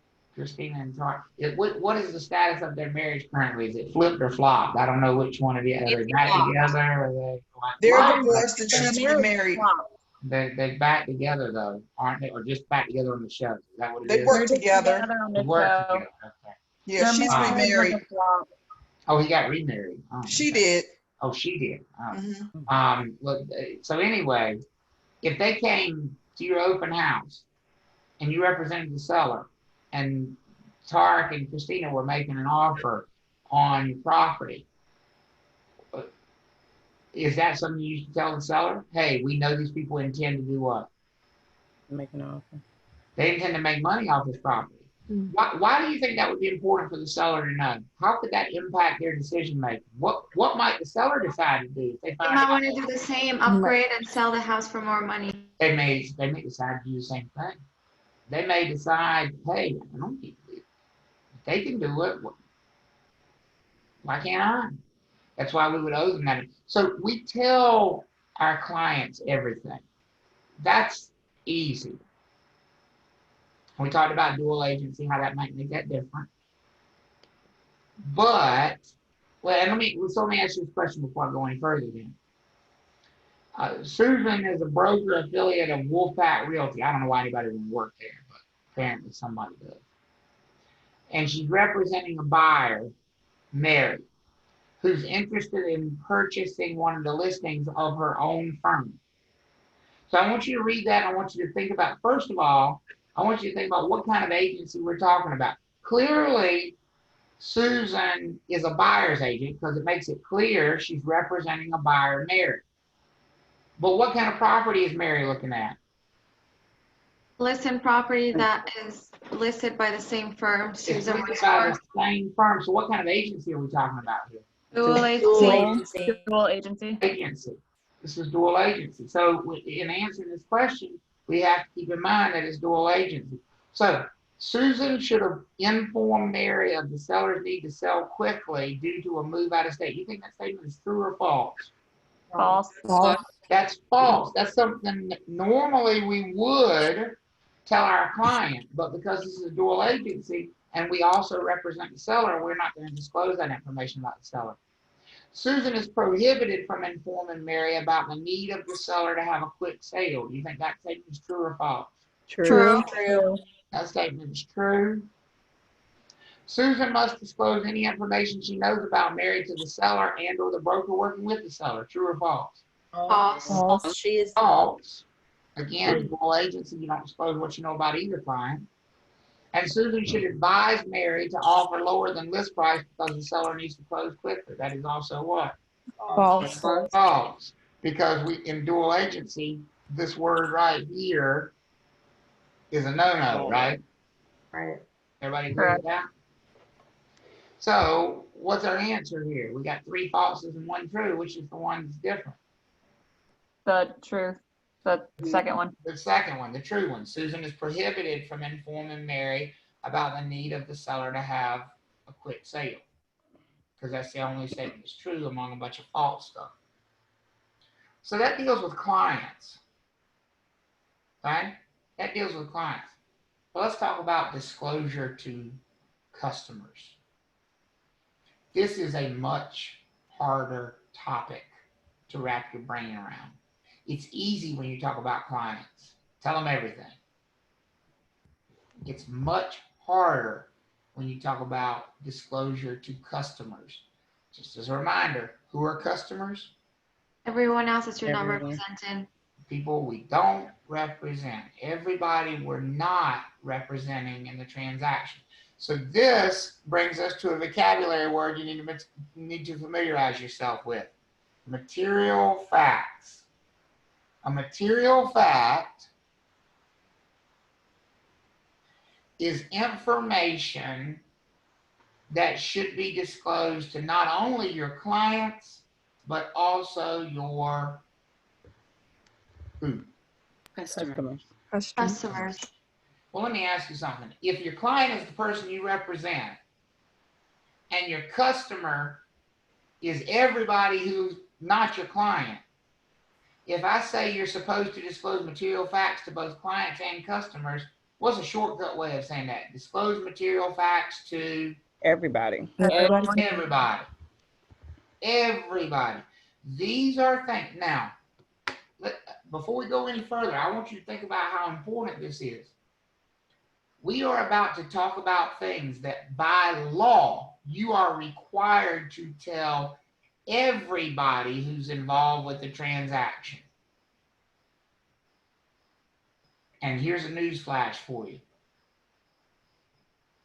The vast majority of these things on this list are not going to be things that your client is going to want you to disclose. These are going to be things that your client, if you don't explain this correctly, will look at you and go, "You did what? You told them what? Why did you do that? Are you dumb? Why would you tell them that the roof leaks on my house? You're supposed to be representing me. How in the heck is that going to help me? You tell them the roof leaks, they're not going to buy the house now." Do you think a seller might have that reaction? Yes. Mm-hmm. Why do we tell them that the roof leaks? It's a material fact. It's a material fact. And so this section is really important to understanding what things the state of North Carolina says we don't have a choice. We must disclose these things. Is everybody with me on kind of where the mindset we're in here? These are things that might not help you in the transaction. In fact, they may hurt you in the transaction. They may hurt your client. They may seem counterintuitive, but the state says we don't care. You disclose them anyway. Now, this is where so I have to point this out early in the process. You're going to see a test question where they're going to try to trip you up on material facts. They're going to ask you what a seller has to disclose about the roof that leaks on their property. What is your answer to that question? What does the seller have to disclose about their leaky roof? That it leaks. That it leaks. That's wrong. They don't have to do anything. Wrong. They don't have to do anything. The seller doesn't have to disclose that. Seller doesn't No, have to you do. disclose Oh, the agent, okay. anything. Broker does. And that's why I go through that. When I say wrong, I'm not picking on you at all. I just want you to get in that channel. What does the seller have to disclose? The answer is absolutely nothing. Seller never has to disclose. We are a caveat emptor state. What does that translate to? Let the Buyer beware. Buyer beware. Whenever you're dealing with a buyer and a seller, the seller does not have to disclose anything.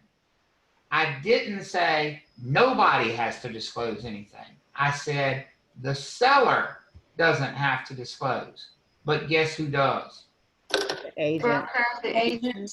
Any real estate licensees involved in the transaction have to disclose. Any real estate licensees. So, and this is one of the dirty things that we don't really like to talk about in the deep dark corners of our minds. If you're a seller who has a property that's in pretty bad condition, in some ways, is it fair to say you'd be better off selling it yourself than hiring a real estate agent to sell it for you? Yes. Yes. Because if you sell it yourself, what do you not have to do? You don't have to disclose the material facts. You don't have to disclose those problems. But the moment you hire a real estate broker to represent you, you know you're giving up that freedom to not tell, because even though you're not going to tell, who's going to tell on your behalf? Broker. Your real estate broker is. That's a material fact. Okay? Travis, Barbara asked a good question. Sure. How would agent know then? So how would we know them? That is a great question. And Courtney gave a good follow-up answer when we do inspections, but that's not all of the answer, but it's part of the answer. Look at this slide that's on the screen now. Do we disclose all material facts? I guarantee you that's going to be a test question, 100%. No. No. Only what's known. Well, that's No, only so what. this is what I call the Goldilocks situation. There are three Reasonable possible should be known. answers here, and one is too hot, and one is too cold, and one is just right. Disclose all material facts. That's too hot. That's coming in way too hot. Because all material facts means everything.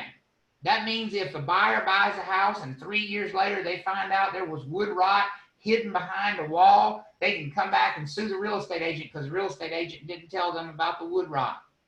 Why is that not a realistic rule to have, that we have to disclose all material facts? What would the very reasonable response be from a real estate agent who the buyer comes after him 3 years after the fact and says, when I tore down that sheetrock, I found wood rot. You're responsible for that. What would you say if you were the real estate broker in that case?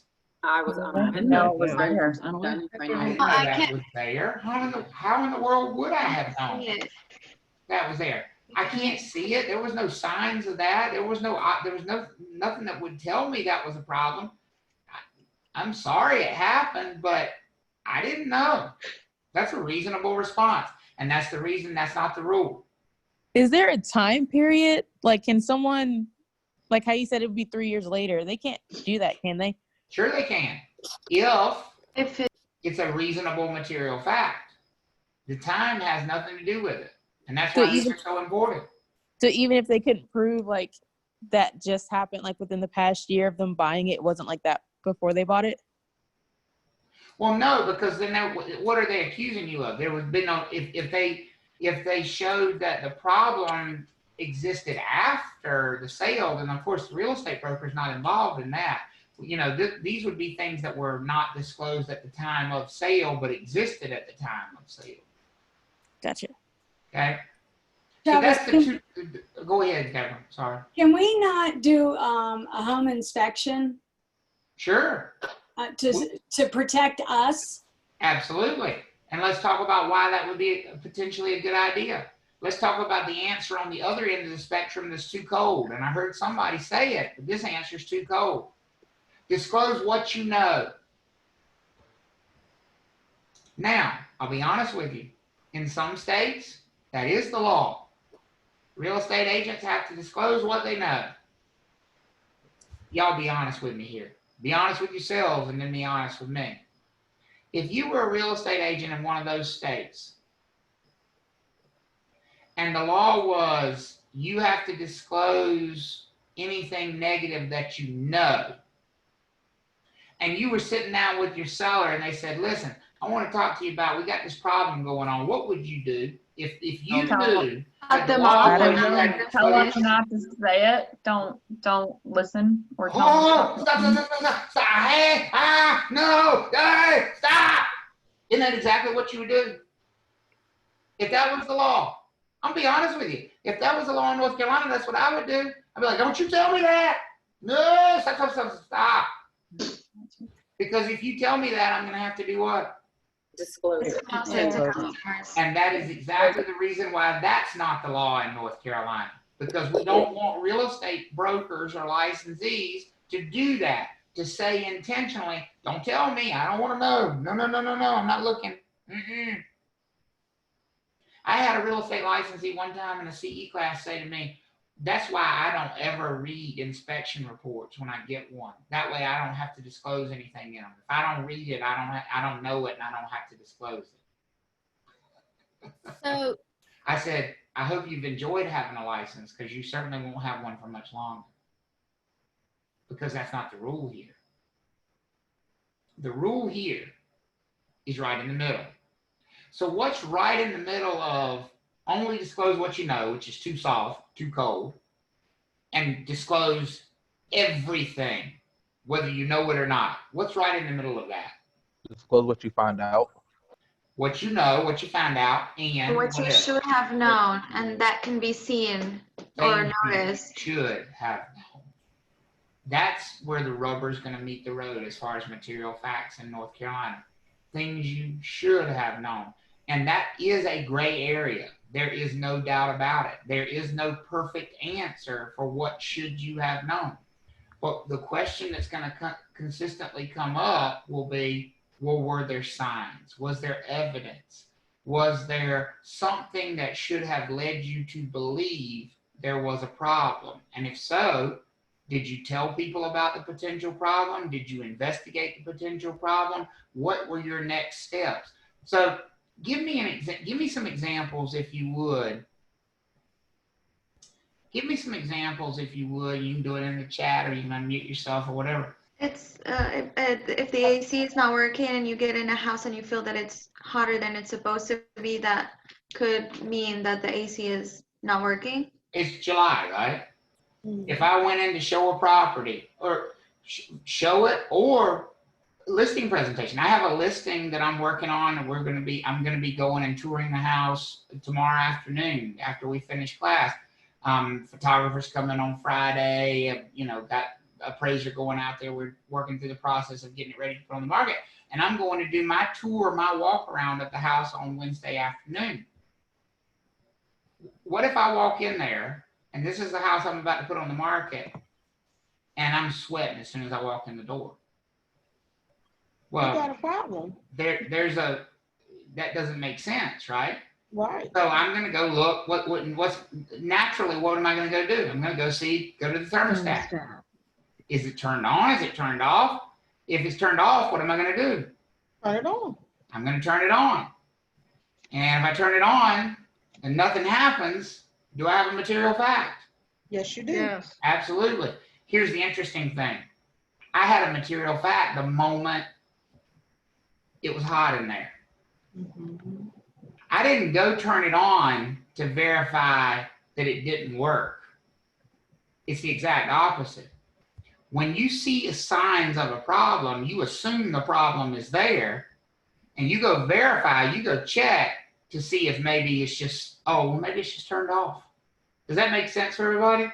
Because, and the reason I say it that way is because people are going to say, well, I'm not going in the crawl space to check. That's fine. You don't have to. Nobody's saying you got to go in the crawl space to check.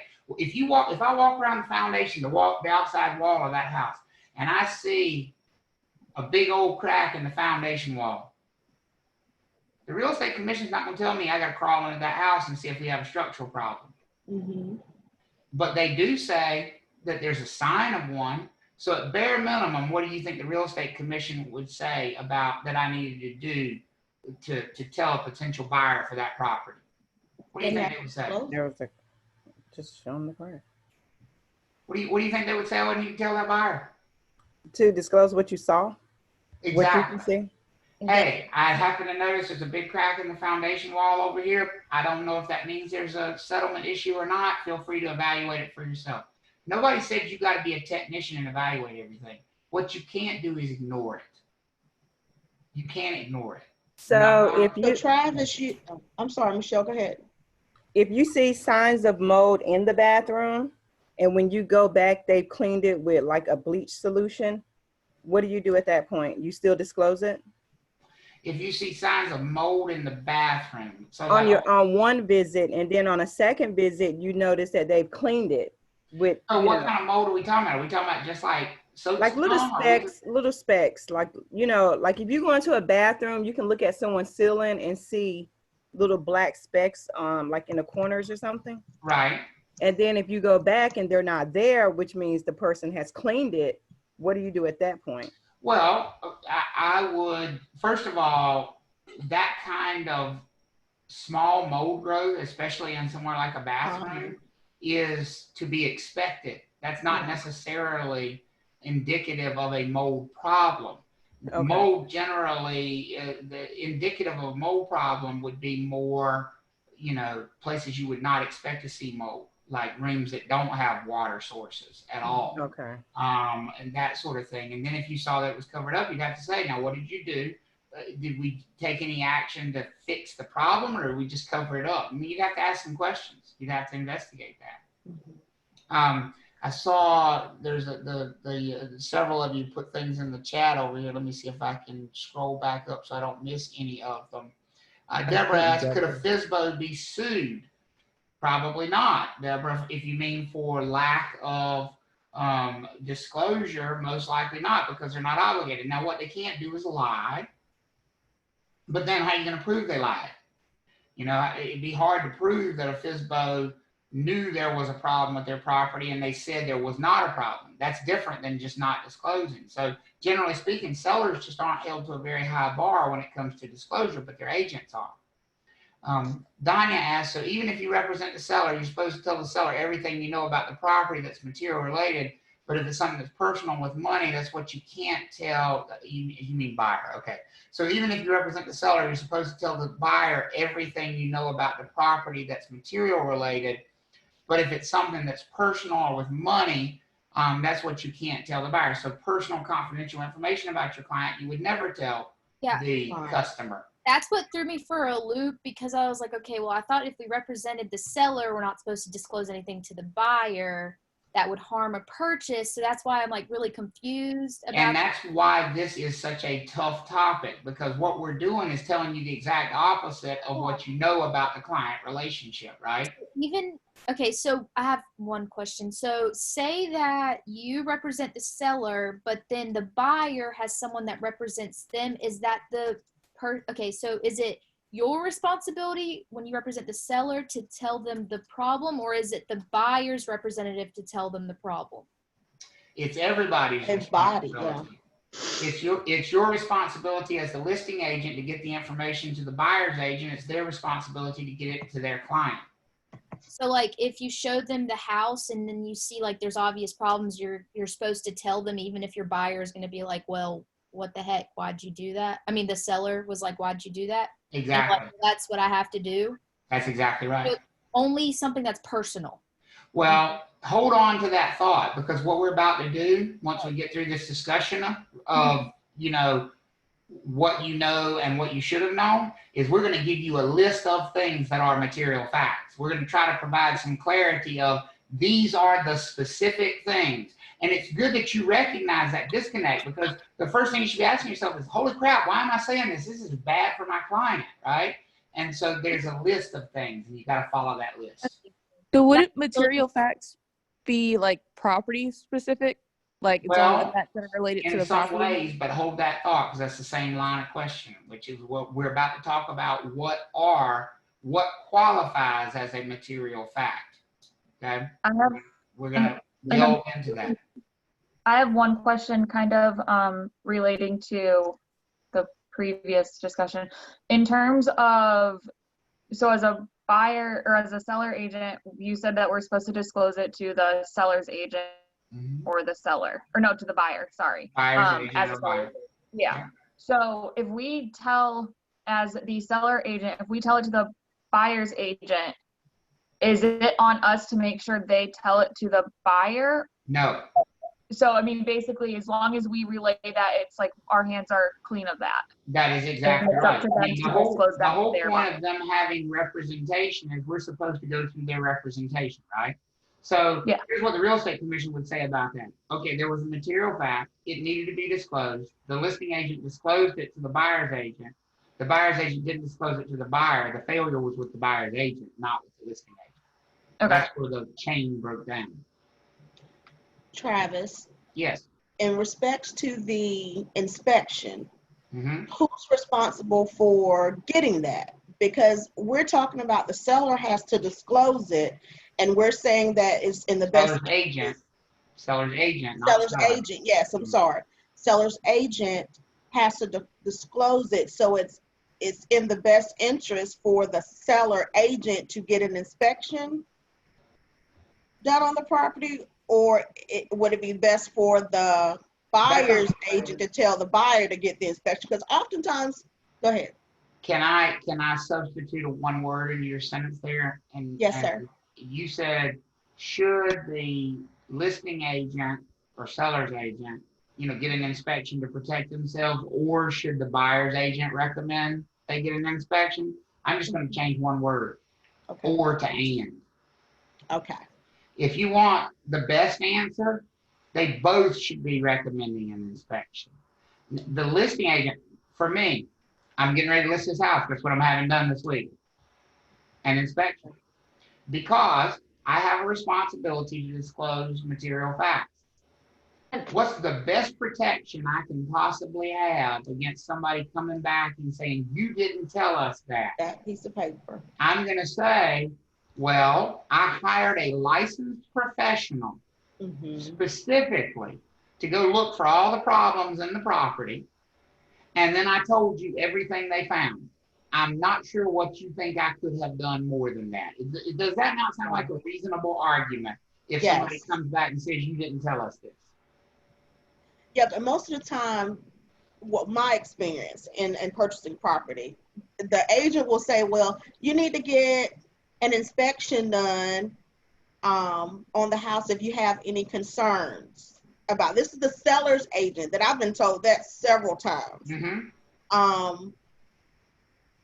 But now that we're taking the class, there's some things that they know is wrong with the property that they didn't even disclose. They should already be telling you about it. It shouldn't take you having an inspection if they're aware of those things. Right.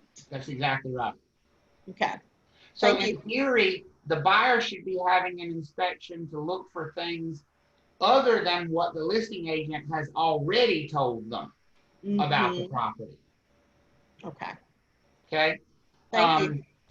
Sheila asked a question over there. If a previous potential buyer did an inspection but didn't buy, is that something we would need to disclose, i.e. share the inspection report? Well, Sheila, I think that's a great thought. I would say you don't have a requirement to share the entire inspection report, because not everything on an inspection report is actually things that are wrong. Some things are just there for reference purposes, but the issues that came up that the inspection report said this needs to be taken care of, this is broken, this is a problem, this is a potential problem, yes, all of those items would become material facts to disclose to the next potential buyer. They sure But we're would. not legally bound to share that report. You're not legally bound to share the actual report, but the items from the report need to be shared, the information. Thank you. That's exactly right. Travis, when we sold our house prior to selling, we had the inspection done, and we also had a structural engineer just to protect. The other thing was I didn't want any problems after, we potentially get a contract. So, so that's why we did it, because I don't want a hiccup in the middle. And I wanted things to flow fast. And so anyway, as a result, we got 4 offers and it went fast. So we only had to do a couple things and that was it. Yeah, and that's another good thought process for, doing pre-listing inspections. It makes things go smoother down the road. I saw a couple of comments over there, or Susan asked, if we disclose something, do we document it in writing somewhere? Actually, yes, Susan, and not only that, you're going to make the disclosure in writing because that's what the rule requires. As we float back over to the rule here in just a second, the rule says we should disclose in writing all material facts that we are aware of or that we should have been aware of based on the situation. Like things that there were some reasonable sign of. And you all gave some great, examples over there. I saw, I think it was Ethan said, what if there's a smell of mold in the back room of the house? Is that a fair sign of a potential material fact? Absolutely. And again, nobody is saying you got to climb around in the crawl space of the attic and hunt for the mold. You're not a truffle pig. That's not your job. But if you have a reasonable suspicion that there's that problem, then that's what you disclose to the buyer. You say, now, I have noticed that there's a mold smell in this back room. I'm not sure where that's emanating from. You could do further investigation if you wanted to. That's okay to put it back into that because, again, you've disclosed what you reasonably could have known given the situation. What's not okay is to say, well, I don't know for sure there's mold, so I'm just not going to say anything.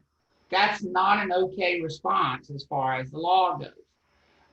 Now, is this a gray area? Yes, obviously, this is a gray area because there's always going to be this whole idea of should have known puts us in a situation of, well, what does that mean? What does it mean to say somebody should have known it? What I will tell you is the Real Estate Commission is pretty lenient. But if you come in front of them with some nonsense, they're going to slap you down. People will say, well, I didn't disclose it because I didn't know. You didn't know that the house didn't have heat. But on the feedback for 5 showings in a row, people commented about how they could see their breath when they were in the house. But you didn't know the house didn't have any heat. That's not reasonable. Get out of our face. We're going to take your license. Does that make sense for everybody? It's not just what you know, but they're going to look at what was the total circumstance and what were the signs, and did you follow the signs? Did you take reasonable care to establish what the material facts were? I saw Barbara ask a question about who pays for inspections, and then there was a response of whoever wants the inspection done, which is a great response. And I would say that there will come points in your business career as an agent where you will make decisions about, you can't make decisions. Let me be clear about this. I don't get to make decisions about what I'm held responsible for. I'm held responsible for disclosing material facts. Whether I decide that involves a home inspection, or whether I decide that involves me walking the property, or whether I decide that involves me just asking the seller. It's up to me how I want to determine what the material facts are. It's not up to me how the Real Estate Commission is going to judge my actions. They're going to look at the situation and they're going to hold you responsible if they think you should have known about that thing. I have made the decision to pay for home inspections for my listings myself because I think that is the best way to protect me against a complaint with the Real Estate Commission that I didn't disclose material facts. Does that follow for everybody? Like, for me, that was the business decision that made sense. You all will have to decide on your own. Later on in the class, we're going to talk about square footage and how you determine square footage. Well, the textbook answer is you measure it yourself or you hire an appraiser. But if you're asking me personally, how do I determine square footage? I hire an appraiser. I don't measure a house because I know I'm going to be held responsible for that measurement. I don't want to be out there in 95-degree heat measuring a house. I might make a mistake. Let me ask you a question. If I sold a house and the square footage was wrong, I marketed the wrong square footage, and somebody filed a complaint. And my response to the real estate commission was, I'm so sorry that the square footage was apparently wrong, but here's what I did to come up with the correct square footage. I hired an appraiser. The appraiser went out to the property on this date. They measured the property. They provided me with a detailed drawing. Here are the dimensions from that drawing. Here are the calculations for the living area from that drawing. And that's the living area that I marketed the property with. What do you think the real estate commission is going to say to that complaint at that point in time, if that's my response? You're good. No problems. You're golden. No worries. They understand mistakes are going to happen, but they're also going to look at me and say, what more could he have done realistically? But now, what if this is my response? Well, I just went and looked on the tax record card and it said it was that many square feet, so I just assumed that was right. What do you think their response to that's going to be? Unacceptable. Bah! No, that don't work. And material facts is the same way. They're going to look at the situation, and as Anna said, they're going to expect you to exercise some common sense. If there are signs of a problem, disclose them. Simple as that. I saw a question about termites. Would pests like termites be a material fact? Absolutely. A current pest infestation of any kind, including termites, would certainly qualify as a material fact. And so this is probably the hardest part of our business from a practical standpoint, because it's not fun. It's not fun. I mean, I'm getting ready to put property on the market. What kinds of things do I want to talk about in the listing? All the wonderful things about the property, right? The beautiful floor plan and the updated kitchen and renovated floors, and it's got a new roof and a new HVAC system. Those are the things I want to market. Last thing I want to be doing is telling everybody, come check out this beautiful home with a broken HVAC system and leaky pipes. Nobody wants to do that. But that's what the law says we have to do. But remember, there's always another choice. And this is not only on the test, but this is the practical approach. One of the advantages to looking for the problems early is you have a choice. Do we have to disclose those problems, or is there another route? What could we do before we marketed the property? Get them fixed and taken care of. We could fix them. And that's exactly the conversation I end up having with the sellers. When we find problems, I go back to the seller and I say, okay, here are our choices. We can either tell buyers this problem exists, or we can simply fix the problem. And depending on the cost, depending on the problem, it may make sense to just fix the problem, so we don't have to worry about disclosing it. I have a question. Okay. I know that we have to disclose material facts to buyers, the ones that we've known or should have known about. But you said that you can decide to get an inspection just to cover, so that there is nothing missed. But what if the sellers just ask you not to do that? You can inspect a property yourself and disclose the material facts that you can see. And will that be under the obedience part of what we owe to our clients? Or if you want to cover yourself and get an inspection, you can go ahead and do that without. Well, it would be. It's a good question. What if the seller said, I don't want you to have an inspection? You'd have to follow that command. But you'd also have to say, but it's still going to be inspected. It's just now going to be inspected by me instead of a licensed inspector, because somebody has to look through it to see if there are any material facts that need to be disclosed.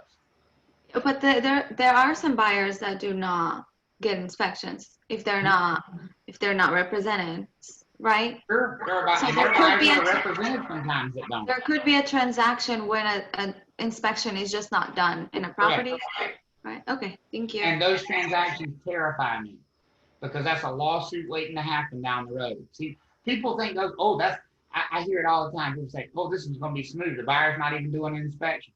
Oh, it's going to be smooth, all right. For right now, just wait 6 months. Wait till something doesn't work. And then they're going to come back and say, you didn't tell me about this. Yes. And now you're playing defense trying to prove, well, did I look for that thing? Did I check it? It's not worth it to me. So the best way for the seller's agent is to actually have an inspection. In my opinion, that is my personal opinion. Okay. That is my personal opinion, based on being held responsible for it. So now that we Not worth talked the about, risk. I'm sorry, go ahead, Alex. I was just saying it's not worth the risk. I agree with you. It's not worth the risk. Not for me at this point in my career. Hey, So, Travis, a yes. couple of us have asked some questions in the comments and stuff, and like one of my questions was that if you will sometimes we'll be driving down the road and you see a property sign that says sold as is, that it's being listed. So if you see that, that's your red flag saying that there's issues there and the seller's not willing to have them fixed. Is that correct? That's exactly right. You're disclosing, number one, the seller's not fixing the problems, but more importantly, when I think people see as is as sort of like a get out of jail free card. Oh, I don't have to disclose anything because it's being sold as is. It's actually the opposite. If you're saying to a buyer, you're buying it as is, okay, well then what does as is mean? What are the problems? It becomes even more important if the seller's saying we're not fixing anything to discover what those problems are. Because I feel like that's kind of a situation like in a foreclosure home. You would see that a lot in a foreclosure property. And people think it covers them and it does not. Even if you go and you get an inspection done, it's not even worth it because they're not going to do anything. It might or might not be. Because do you have, let me ask you a question, let me turn this around based on what we just said. Okay. You do an inspection and they find 25 things wrong with the property. And several of them were things that if anybody had even just bothered to look at all, they would have been obvious. Yeah. Okay, the seller's not willing to fix them. Seller's not the only person who's got some liability tied up in this thing. You got the listing agent bent over a barrel. Yeah. I guarantee you'll be surprised what you can negotiate even in an as-is sale when you say to the listing agent, well, you know, it's really interesting how you didn't tell us that there was a big hole in the roof. I wonder how the real estate commission would feel about that. Now, of course, if the hole in the roof were fixed, my buyer wouldn't have a reason to file a complaint with the real estate commission. But if it weren't fixed, they probably would. So I'm be interested to see how the real estate commission comes down on the fact that you didn't disclose to us this hole in the roof. Don't tell me that's an as-is sale. I can negotiate anything, anywhere, because I know the law. So I guess the part that I'm confused on is you said that there is times where you have taken on a listing and you are like, I'm absolutely going to pay for an inspection done out of pocket. Yeah. Do you do that before you take on that listing to guarantee it's part of the listing. That's part of my full service listing. Every house I list has an inspection that I pay for. Okay. Every single one. But that's to protect me. Yeah, absolutely. Yeah. Is that during the due diligence period? Mm-hmm. Before I put it on the market. Okay. When I'm listing, I do it before I put it on the market. Is that unusual though for brokers to do that? It is somewhat unusual, but I think somebody who teaches this, who deals with the real estate commission and complaints and investigations about complaints and all those kinds of things, I've seen too much. I've seen the ugly side of things, and I'm like, I don't want to be there. And so it's not worth the risk for me. Sorry, the dogs are barking because somebody. I was like, are those yours dogs? Yes. There's a couple questions in the chat as well. Doorbell. I had one more. Does the seller ever compensate you for it? Have you ever been had the seller pay for it? No, because I just view it as part of my full service listing. I've worked it into what I charge a seller for the listing anyway. Okay, it's such a great idea. Yeah, I mean, for me, that's just cost of doing business. It's part of the listing. Because I'm guessing as an educator, we have insurance that we can take out to protect ourselves. As doctors do the same things, lawyers, blah blah blah. As a real estate agent, it's kind of like you're pretty much just throwing yourself out there, and you have to figure out how to protect yourself. There's right. And this answers a question over there. There are different types of insurances. You can get errors and omissions insurance. And again, I apologize for the dogs. I can't do anything about it right now because they're out there and somebody rang the doorbell, and that's like insanity when that happens. But you can purchase errors and omissions insurance, which helps cover, those kinds of things. But obviously, you don't want to have to file a claim against your errors and omissions insurance, because then that becomes more expensive. So you take steps to protect yourself. Cost of inspections, that's negotiable. Keep in mind that what I pay for a home inspection as a real estate agent might not be what a buyer would pay for a home inspection. Let me ask y'all a question. You got to remember your position here.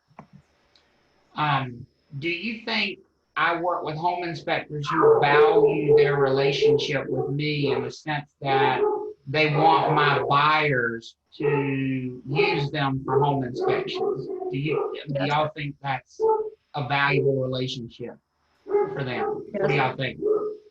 Yeah.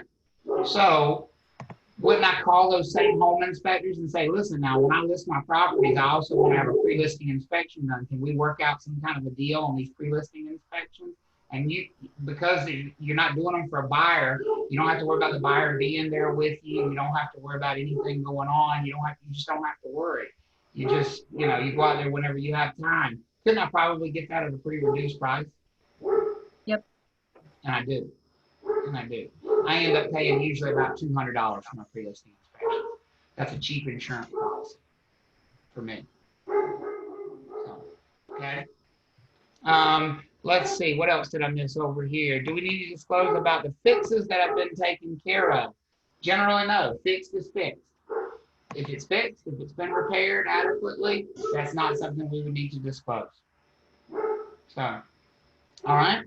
So let's get to Danya's question of what are material facts? What are these things? What things are on the list of we need to disclose them? They have to be disclosed. What things are on that list?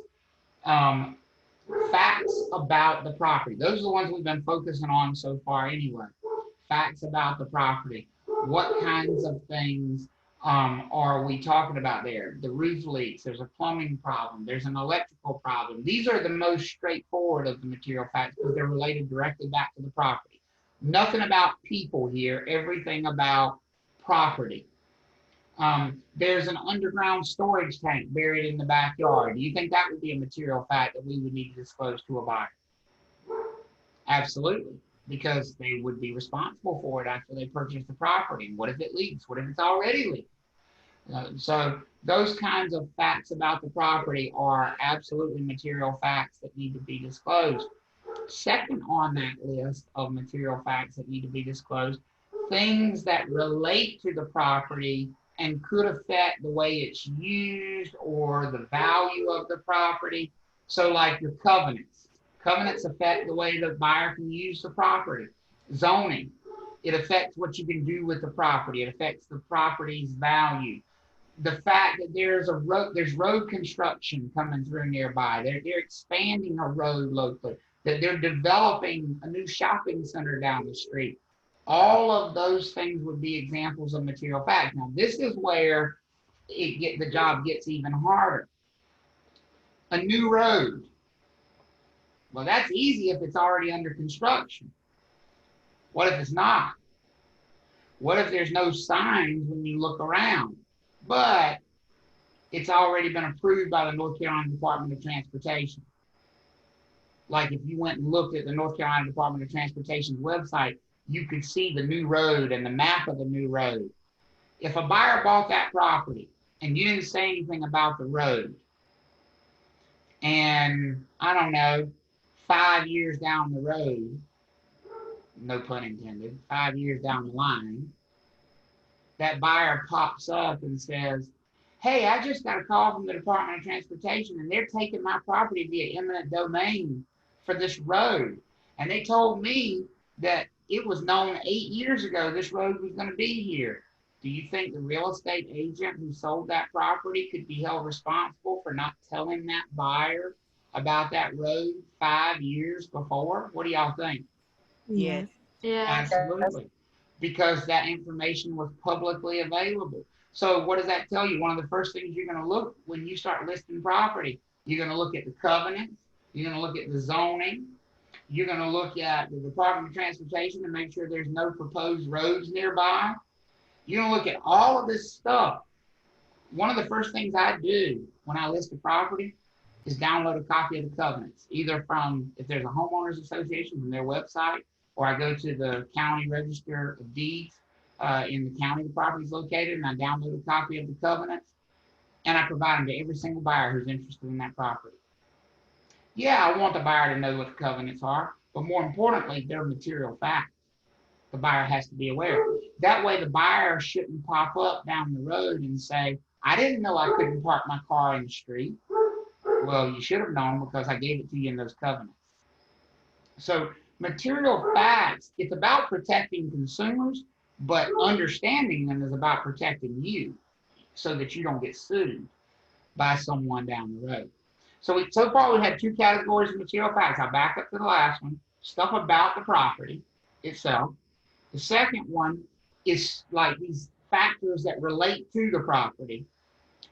And then the third one, which you really have to worry about for the test, is, and this one, Danya, is the one you might struggle with the most based on your question earlier. That's why I said hold that thought. This is where we get into material facts about the people. There are certain even pieces of personal information which we might have to disclose about our clients. The state of North Carolina says that the ability of your client to close, to complete the transaction, to finish what they started is a material fact. And therefore, anything that impacts their ability to close or their ability to finish the transaction is a material fact. So let's talk about that for a second. You represent a buyer. You are the buyer's agent. The buyer calls you and says, listen, I know we talked about pre-qualification last week and I had a pre-qualification letter, but I was just furloughed from work due to the coronavirus. And my lenders told me that until I go back to work, I don't qualify anymore. But we still want to make an offer on that house that we saw yesterday because I think I'm going to get called back to work next week and it should all be fine. Did everybody hear what I just said? So you want to go through it one time? You represent the buyer and your client just called you and said they don't qualify anymore because they've been furloughed from work, and the lender said as long as they're furloughed, they don't qualify. But it's no big deal because they expect to go back to work next week, and so they still want to put this offer in on this property that you saw with them yesterday. Is that information, which clearly is personal, that I've been furloughed from work so I no longer qualify for a loan, is that information a material fact? What do you think? Yes. Yes, it is, because Definitely. it directly impacts the ability of that person to complete the transaction. This will show up as a test question, and it's one that people get wrong often because of two things. Number one, they think I would never do that to my client. Well, that's wrong. If it impacts the ability of your client to close, you will disclose it because it's a material fact. Number two, and the other reason people miss this, is they start trying to give a practical answer rather than a legal answer. Here's what I mean. I'm going to just make up a potential test question right here. Y'all tell me what you should do. The situation I just gave you. Buyer calls you, says, hey, I know I was qualified. We've been looking at houses. We love that one we looked at yesterday. We want to put in an offer, but here's the thing. I was furloughed from work. I'm not qualified until I go back to work, but I'm supposed to go back to work next week, so we still want to put this offer in. What do you tell that buyer? What's your next course of action? That's going to be a test question. One of the answer choices they're going to give you is you submit the offer and give no further information regarding the buyer's qualification status. Is that the correct answer? No. No. One of the answers is going to be, don't submit the offer. Do you think that's the correct answer? No. No. That's not the correct answer, because we're supposed to obey our clients when they give us a legal command. And submit an offer is most definitely a legal command. Does everybody agree with that? Yes. Yes. The correct answer they're looking for is, you would submit the offer, but you would also at the same time inform the seller or the seller's agent that the buyer was not qualified to purchase the property. Would you have to let the buyer know that you're disclosing that information? Absolutely. Absolutely. So here's what the conversation would look like with the buyer. I can do that. I can submit the offer, but here's what you need to understand. I'm required by law to inform the seller that you're not qualified right now. So we can submit the offer and with that note of you're not qualified right now, or we can wait until you are qualified to submit the offer. My advice would be to wait until you are qualified, because if we submit the offer and say you're not qualified, that's probably not going to go over very well. That's how you would handle that with the buyer. You would make them aware of what was going to happen. Would you put that in writing? I'm sorry. Would you put that in writing? Yeah, to protect myself, absolutely. I'd send you an email. I mean, I might say it over the phone, but then I'd send a follow-up email. I love a follow-up email to a phone conversation. So basically everything we should put in writing when we're disclosing, when we're letting our clients, everything, just to make sure you have a record of it. Absolutely. Okay. I have a question about that. If a buyer wants to put an offer on a property that's either above their loan, what they qualify for, or it's just above the listing price or the appraisal of the home, so they will need to pay the difference, and the agent knows that they don't have the money in hand and they can't afford it to overpay. Would that be a material fact? Material fact to let the seller know. Absolutely. If you know that they don't have the funds or they don't have the ability to do what they're saying they're going to do, that's absolutely a material fact. Okay, thank you. Sorry, can I piggyback on that? Couldn't you request that they put those funds, that make that earnest money and place those funds in your trust account? Well, like if you know they have the funds, they have a loan, but then they have the remainder balance of what the purchase price is. Right. Can you require that they give that as earnest money and place that in your trust account? I can't require it, but I can suggest it. I can certainly say this would help, alleviate any concerns the seller might have about that. This would help but if I'm aware of this fact that someone doesn't have the funds they need for whatever reason, I have to disclose it. And by the way, this also works from the seller side. We tend to think of this from the buyer side, but the seller could have things going on that could prevent them from closing too. What if I'm the listing agent and a title issue comes up and we're already under contract? Do I have to notify the buyer that we have a title issue? Yes. Absolutely. And when do I have to notify them? As soon as possible. As soon as I know. Because, and I want you to put this in your notes, here's what the commission is going to test you on. When do you disclose material facts and how? Well, the how is easy. They want you to do it in writing. So material facts must be disclosed in writing. Here's the when. Before a buyer makes an offer on the property. Unless they've already made the offer when you discover the material fact, and then when do you do it? Immediately. So if we're already under contract, clearly we're after an offer, you would disclose that immediately.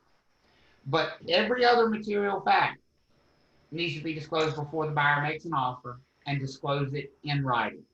Now, in writing, that doesn't mean you have to have a form for it or a special thing. Would email qualify as in writing? Yes. Yeah. Even text message, if you keep a record of it, would qualify as in writing. So I have a question. When we were talking about the real estate brochure, you said the minute they give you any personal information, you have to have them sign it, so you can't. No, you have to present the form. Whether they signed it or not is up to them. Right. Sorry, you're right. But one of the things you mentioned was my husband's credit is bad, that woman in the drive-through. Is that a material fact? It would be if we were actually involved in a transaction. If we were actually involved in a transaction. Now, at that point, it's not like I was the listing agent and she was talking to, but now if somebody came to one of my open houses where I'm the listing agent and they started that conversation and they said, yeah, we're thinking about making an offer, but we got to work on our credit. Our credit's kind of bad. I would say, well, first of all, let me remind you, I represent the seller, so don't tell me anything you wouldn't want the seller to know. And secondly, if you make an offer, I would certainly inform the seller that you had those challenges about qualifying, because that's a material fact. So anything financial would be a material fact. Anything not anything financial, anything financial that might prevent you from closing. Right. Because there could be plenty of financial information that doesn't prevent somebody from closing. Right.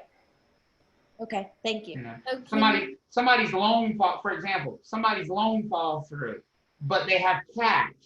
And so now they're just going to switch to cash. I don't need to disclose that the loan fell through. Got it. There's no reason, because it doesn't prevent them from closing. So you're only supposed to disclose this type of information when an offer is like put in hand. Like if someone's just going to look at the house and like nothing has been brought up about anything and they know that you represent the seller, can you be like, well, here's this? Or does it have to be like when it's actually like a serious like process going through?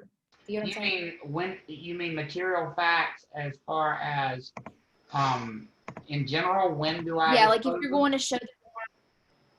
Yeah, if you're going to show them the house. It's up to you when you disclose them, as long as you don't wait too long. The Real Estate Commission never says do it at this time. They say don't wait longer than this. And so the deadline is when the buyer makes an offer. So just tell them as soon as you know. Right. You don't have, there's no requirement to tell somebody as soon as you know something, unless they actually are serious, unless they're thinking about making an offer. And then you have to before they make that offer. So as an example, let's say I have a property listed and we have a crack in the foundation wall and an underground storage tank buried in the backyard. Do we agree that those are material facts that need to be disclosed? Yes. And when do they need to be disclosed? As soon as possible. Before an offer. Before an offer is made. Before an offer is made. So could I, on the MLS listing, put those issues right out there front and center? Could I say, beautiful 3-bedroom, 2-bath home with a crack in the foundation and a buried underground storage tank? Could I do that? Yes. Yes. Do I have to do that? No. No. Buyer comes and looks at the property. Do I have to say anything to him about the crack in the foundation wall or the underground storage tank? You can, but you don't have to. I can, but I don't have to. But buyer calls and says, listen, we're thinking about making an offer. Then you disclose it. Now we have to. But it was optional up to that point. But when we figure out that they're about to make an offer, now it's mandatory. But just from a broker's point of view, it would be better to go ahead and tell them that, because if you wait until they're about to do the offer, then it could seem a little skeptical. Well, I think that's just a business decision that everybody will make on their own, how they handle it. You know, I for example, I know some broker friends who do pre-listing inspections and they put them right there on the MLS. They upload them to the MLS so that any buyer who's even looking at it online can see the pre-listing inspection. And I know some who have them done that only send them to the buyer's agents when the buyer's agent calls and says, hey, we're thinking about bringing you an offer. And both would tell you, oh, well, my way is better. The Real Estate Commission says both ways are fine. Okay. So if the seller has already already has a contract with you, before y'all sign the contract, do you have to let them know that any problems they have with the house or the property, you have to disclose to the seller? So you're talking about a listing agreement? Is that what you're talking about? Yeah, like do you have to let them know before you guys sign an agreement so that if they want to handle it on their own, they can? Okay, I just want to make sure I got it right, because pronouns always scare me. I'm not inside your brain. So when you say the seller has an agreement with you, I'm assuming you mean a real estate firm, right? Yes. Okay, all right, that's why I wanted to make sure I was with you where you were talking about. All right, so if the seller has an agreement with a real estate firm or they're signing a listing agreement, do the listing agents need to inform the sellers about how we're going to tell buyers about material facts? Is that basically your question? Yeah. And So the if you answer is wanted- yes, absolutely. All right. Yeah. And we're supposed to know before they sign. And here's the thing, there's a way to do that which makes it seem like a positive rather than a negative. Deborah made the comment earlier on. She said that when she sold her house, she had it inspected in advance because it made people more comfortable with buying a house and there was less things to deal with down the road. That's exactly how I present it to my sellers. Here's what I say to the sellers when I'm going through a listing presentation. I say, one of the things I'm going to provide as part of the listing is two things I'm going to provide. We're going to have an appraisal done. Number one, that way we know a very good idea of what the property is valued at, and we have some ammunition. If buyers come in and push back and say, well, I think you're crazy, your list price is crazy, we can say, we already have an appraisal. Here it is if you'd like to see it. And the other thing I'm going to provide as part of my listing is we're going to inspect your house before we put it on the market so that you have the opportunity to correct any little small things which could maybe derail the transaction down the road. And it will make it a lot easier so that buyers know what they're buying and they don't ask for these big repairs, because nothing is worse than thinking you're under contract for $325 and finding out you need to do $15,000 in repairs after the fact. And so you can take something like that and turn it into a positive. That's just salesmanship, right? And that's the way I present it. Question. So let's say that there's like an encroachment or a pertinent on the property. Would that be considered like something that of material fact? Absolutely. We fall under that category of facts relating to the property which affect its value. So that another property is encroaching on something. We have an improvement that is encroaching on the property. Absolutely, would be a material fact. Travis, I have a question about material facts. So if something is like outdated or not up to code, for example, the gas, the gas line, back in 2005, they only needed to be attached to the home, but now they need to be attached to the ground. Right. If they are not attached to the ground, they're only attached to the home because that was the code back then.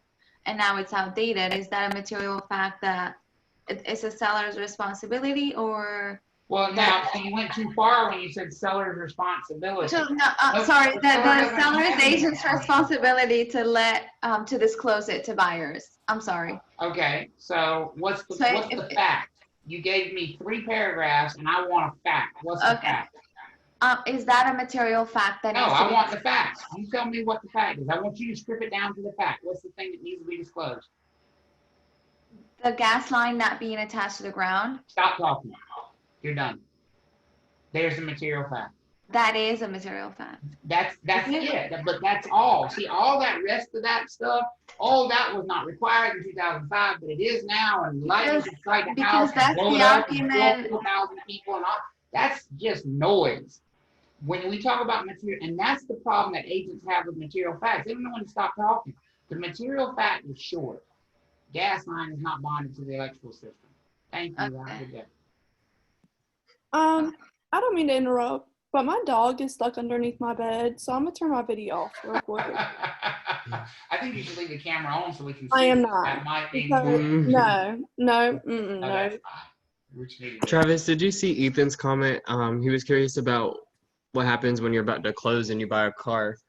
That could well be a material fact, Ethan, because loans are based on the ability of people to repay them. And the ability to repay is directly impacted by other debts that you have. And so when people take on other debt, they may no longer qualify for a mortgage loan. So that could become a material fact, and because it could knock them out of qualification. One of the first things you'll learn to tell buyers when you start house shopping is you don't buy anything, nothing. You don't buy a sandwich from Jersey Mike's until we close on this house, period. You eat ramen noodles and that's it, because anything else might affect your qualification, especially your first-time home buyers. They need that kind of guidance. Danya said, can I give an example of a cloud on title scenario? So let's say, Danya, that we're under contract and the buyer has hired a closing attorney who is preparing all the documents for closing, and they do a title search. They go back to look through and they're trying to verify that the current owner indeed is the current owner, that they actually own the property that they're selling. And they go back, and 25 years ago, they find a deed that's missing a signature. 2 owners before the current owner. The wife did not sign the deed conveying ownership, and somehow that mistake got missed, in the last 2 sales of this property.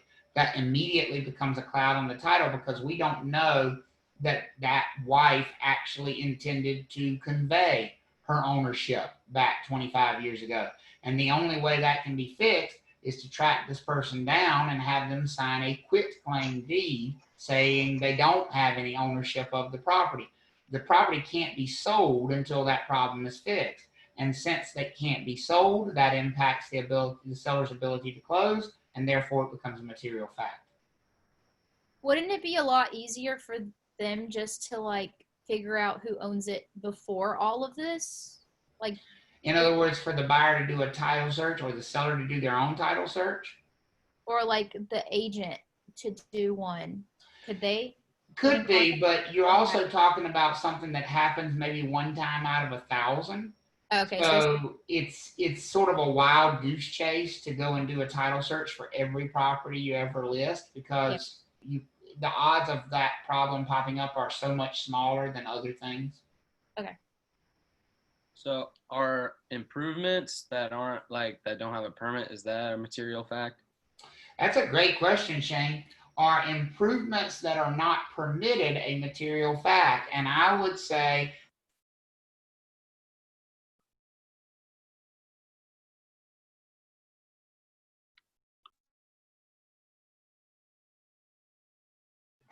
Did anybody hear him? I was just about to say, hold on, Travis. I think we can't hear you. I can't hear you there. I thought that was me. Yeah, I thought it was. We can hear now. Oh, you hear me now? Yeah, because apparently I hit the mute button with my hand when I didn't mean to do that. So my answer, it was a really good answer, Shane. I'm sorry you missed it. Moving on. No, I'm kidding. I'm not going to do that.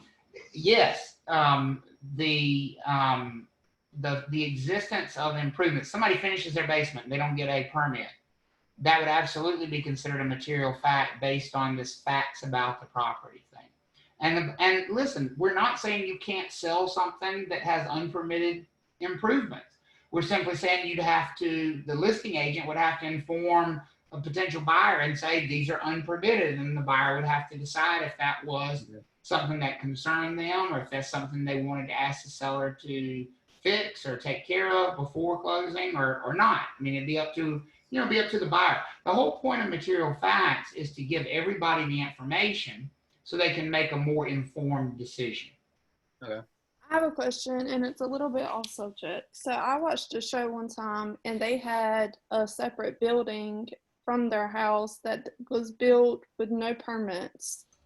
Could they still include the sale of that building, since it's technically not even by code? Would it even be? Absolutely, and that was Shane's question. What if somebody has done something that's not permitted, not to code, whatever?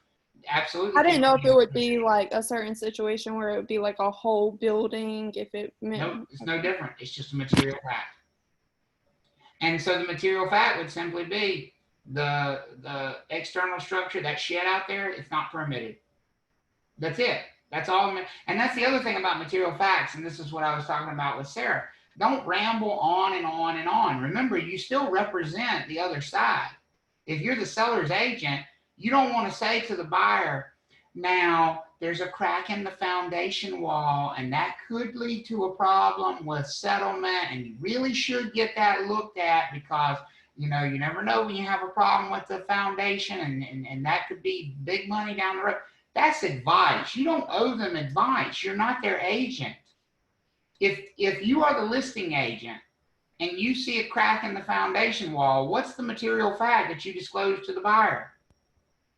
There's a crack in the wall. There's a crack in the foundation wall. Thank you. Have a good day.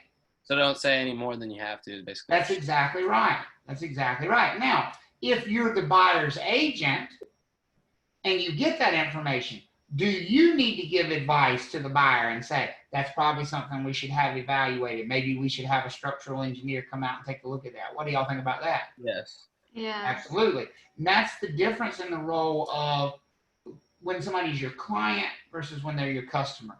What we owe our customers is just the fact, just the bare, stripped down fact. The HVAC system's not functioning. That's a material fact. The electrical system's not properly grounded. That's a material fact.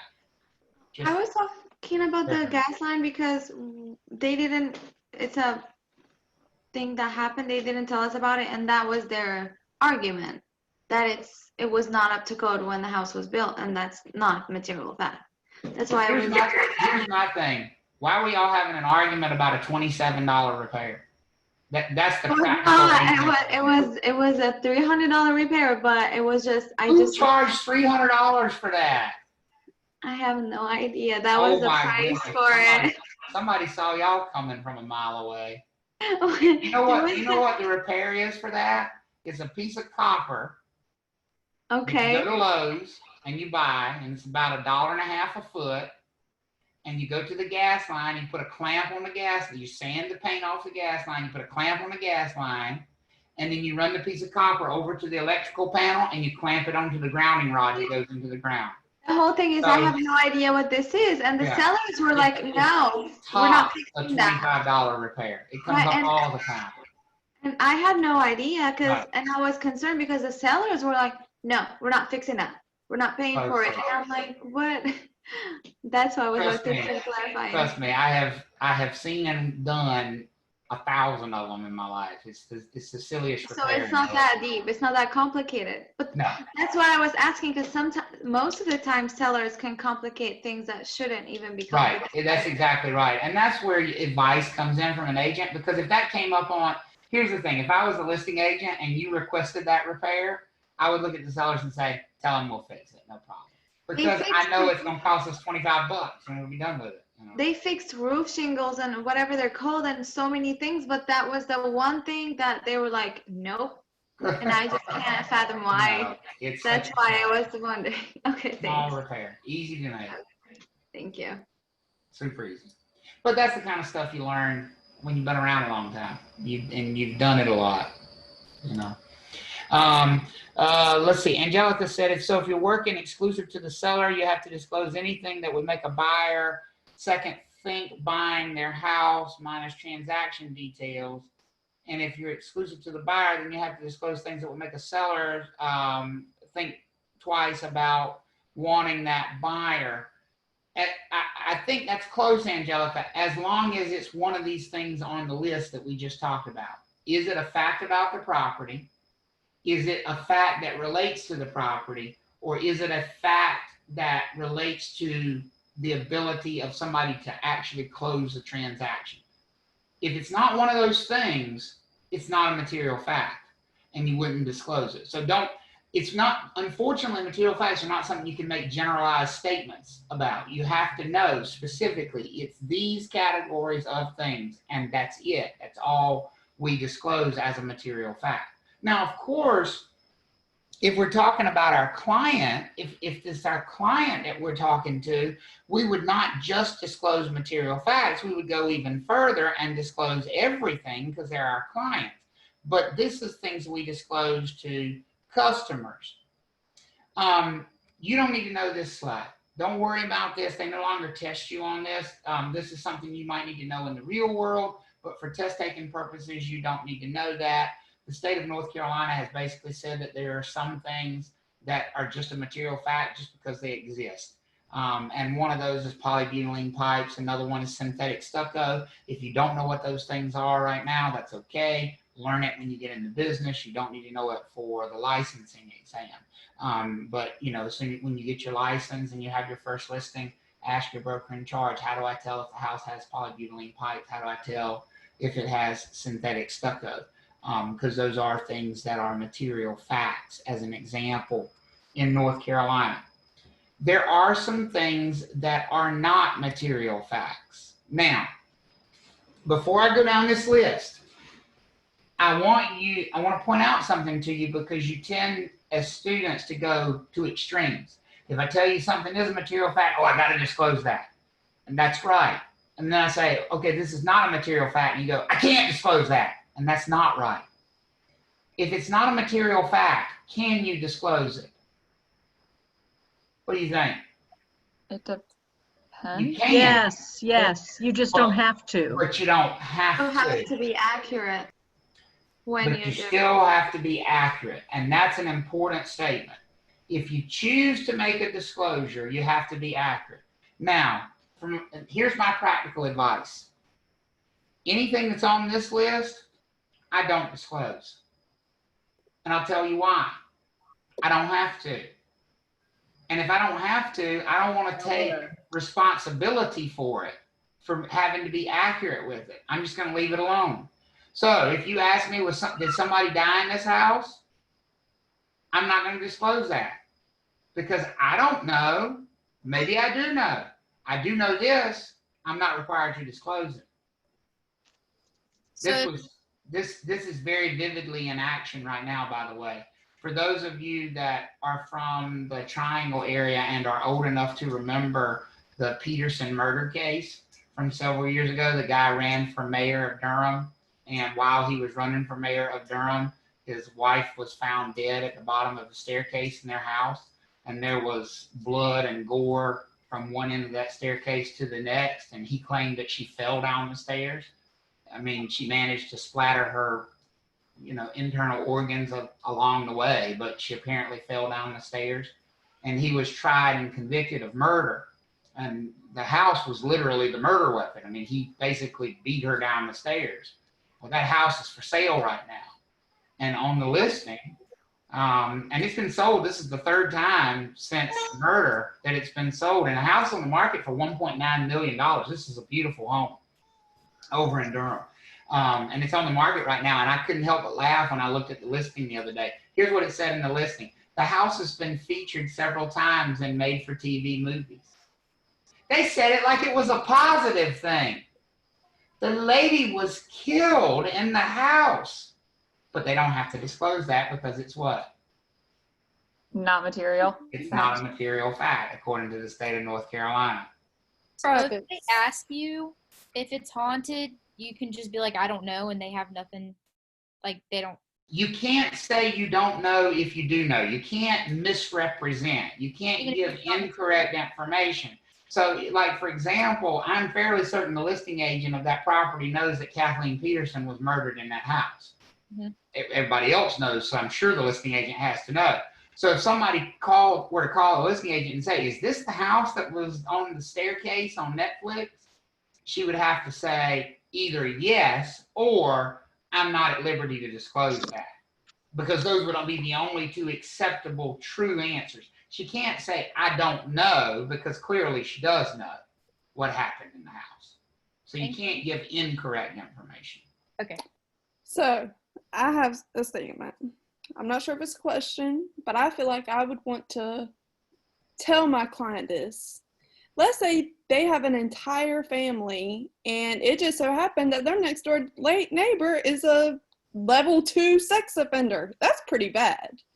That's bad. And it is not a material fact in the state of North Carolina. But you still wouldn't tell your client that there's a sex offender living next door. I would have to make a very tough decision on a case-by-case basis on something like that. Now, if I was a buyer, are you talking about if I'm a buyer's agent? If I'm a buyer's agent, absolutely I would tell them. Okay. I would say you need to refer to the sex offender registry. There's something that, in my opinion, impacts this property that you need to be aware of.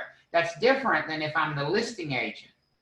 Right. If I'm the listing agent, I got my verbiage mixed up. If I'm the listing agent and I represent the seller, clearly it's not in the seller's best interest to disclose that there's a sex offender living next door. Right. And I may not like that we're not disclosing that, but it's ultimately not my choice. Because if I represent the seller, the only things I'm going to disclose without consulting with the seller are material facts. Anything else, I have to run by my client. So I'd have to ask the seller, do you want me to tell this sweet little family that there's a sex offender living next door? And if they say no, then what's the answer? No. Then it's no, because it's not a material fact. So if they say no, you cannot tell? That is correct. Because it's not a material fact, and you're not permitted to disclose things simply because you want to your customers. You are to your clients. You can make the choice when they're your clients. So if you're a buyer's agent, then by all means make the choice if that's what you want to do. But as a listing agent, you're not free to make the choice because you represent the seller. You have to ask them. Wow. Jacqueline's question was Jacqueline made a comment, said the previous owner of her house committed suicide in the front yard, and she didn't know that till they were under contract. And then she said that is not a material fact and does not need to be disclosed, and that would be correct. That is correct. In North Carolina, that is not a material fact. Christina said change the subject. Sorry.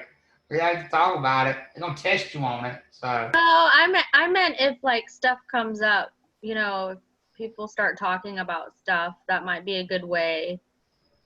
Like. Oh, you're not saying we should change the subject. No. You're saying change the subject with your client. I got you. I misunderstood. I'm glad you clarified. No. I was like, well, I didn't think we had been that bad with the subject here, Christine. No. No, I appreciate that.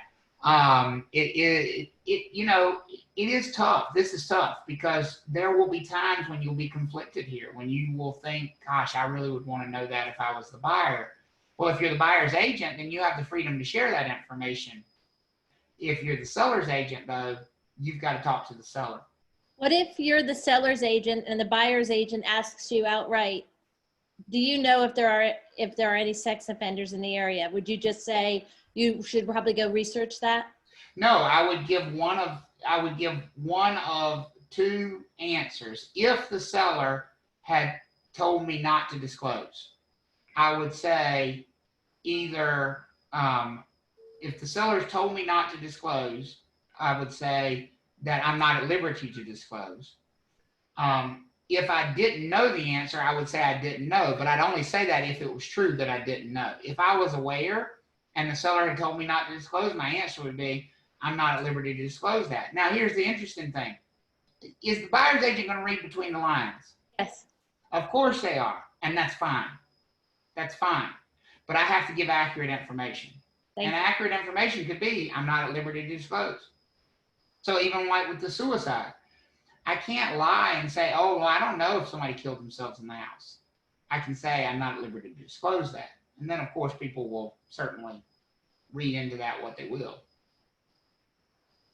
But the difference here is that's probably never going to come up as a conversation. Most people don't ask that about every house they look at.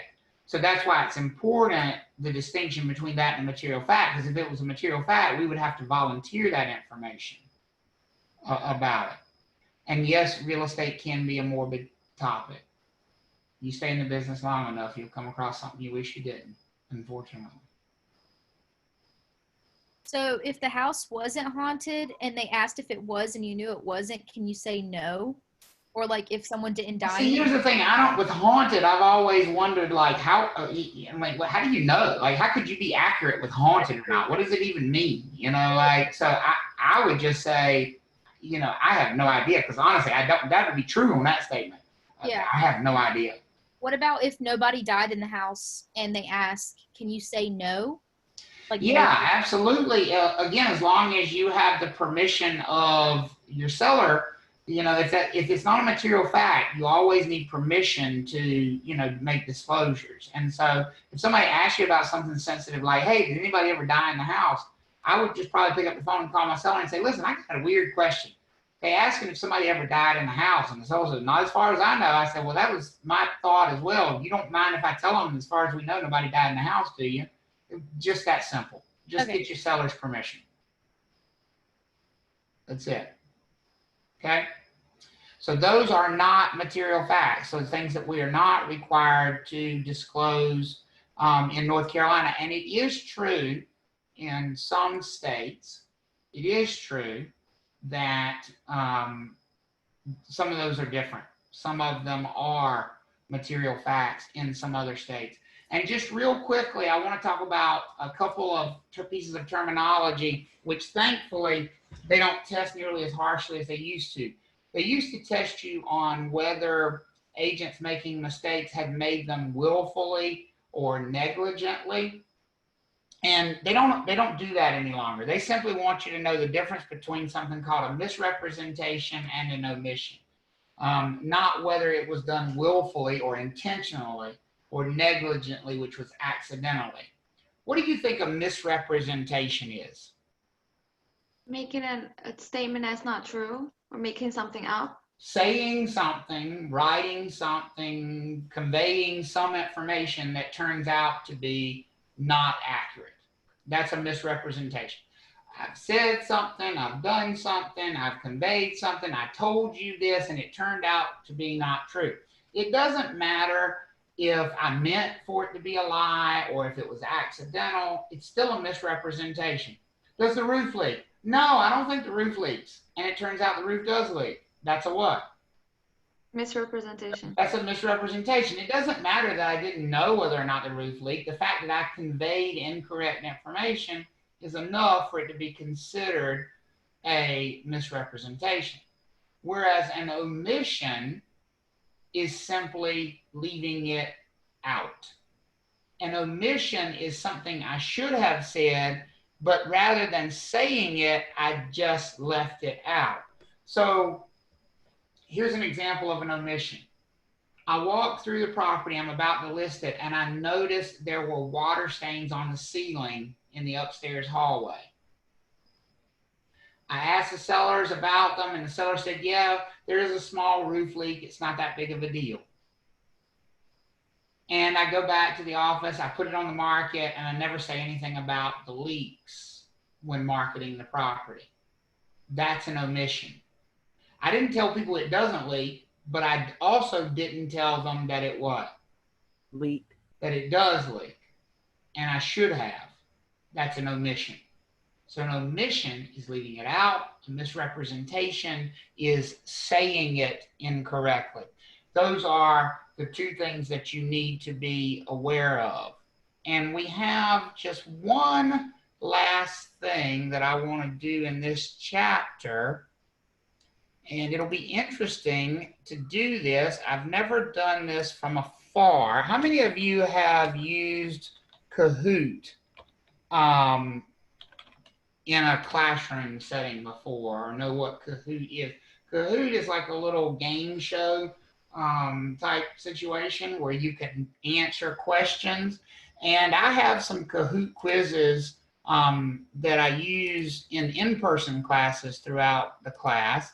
And what I want to try with you all is, if I can get logged in here, just give me a second. We're going to take the Kahoot quiz, and you're going to use your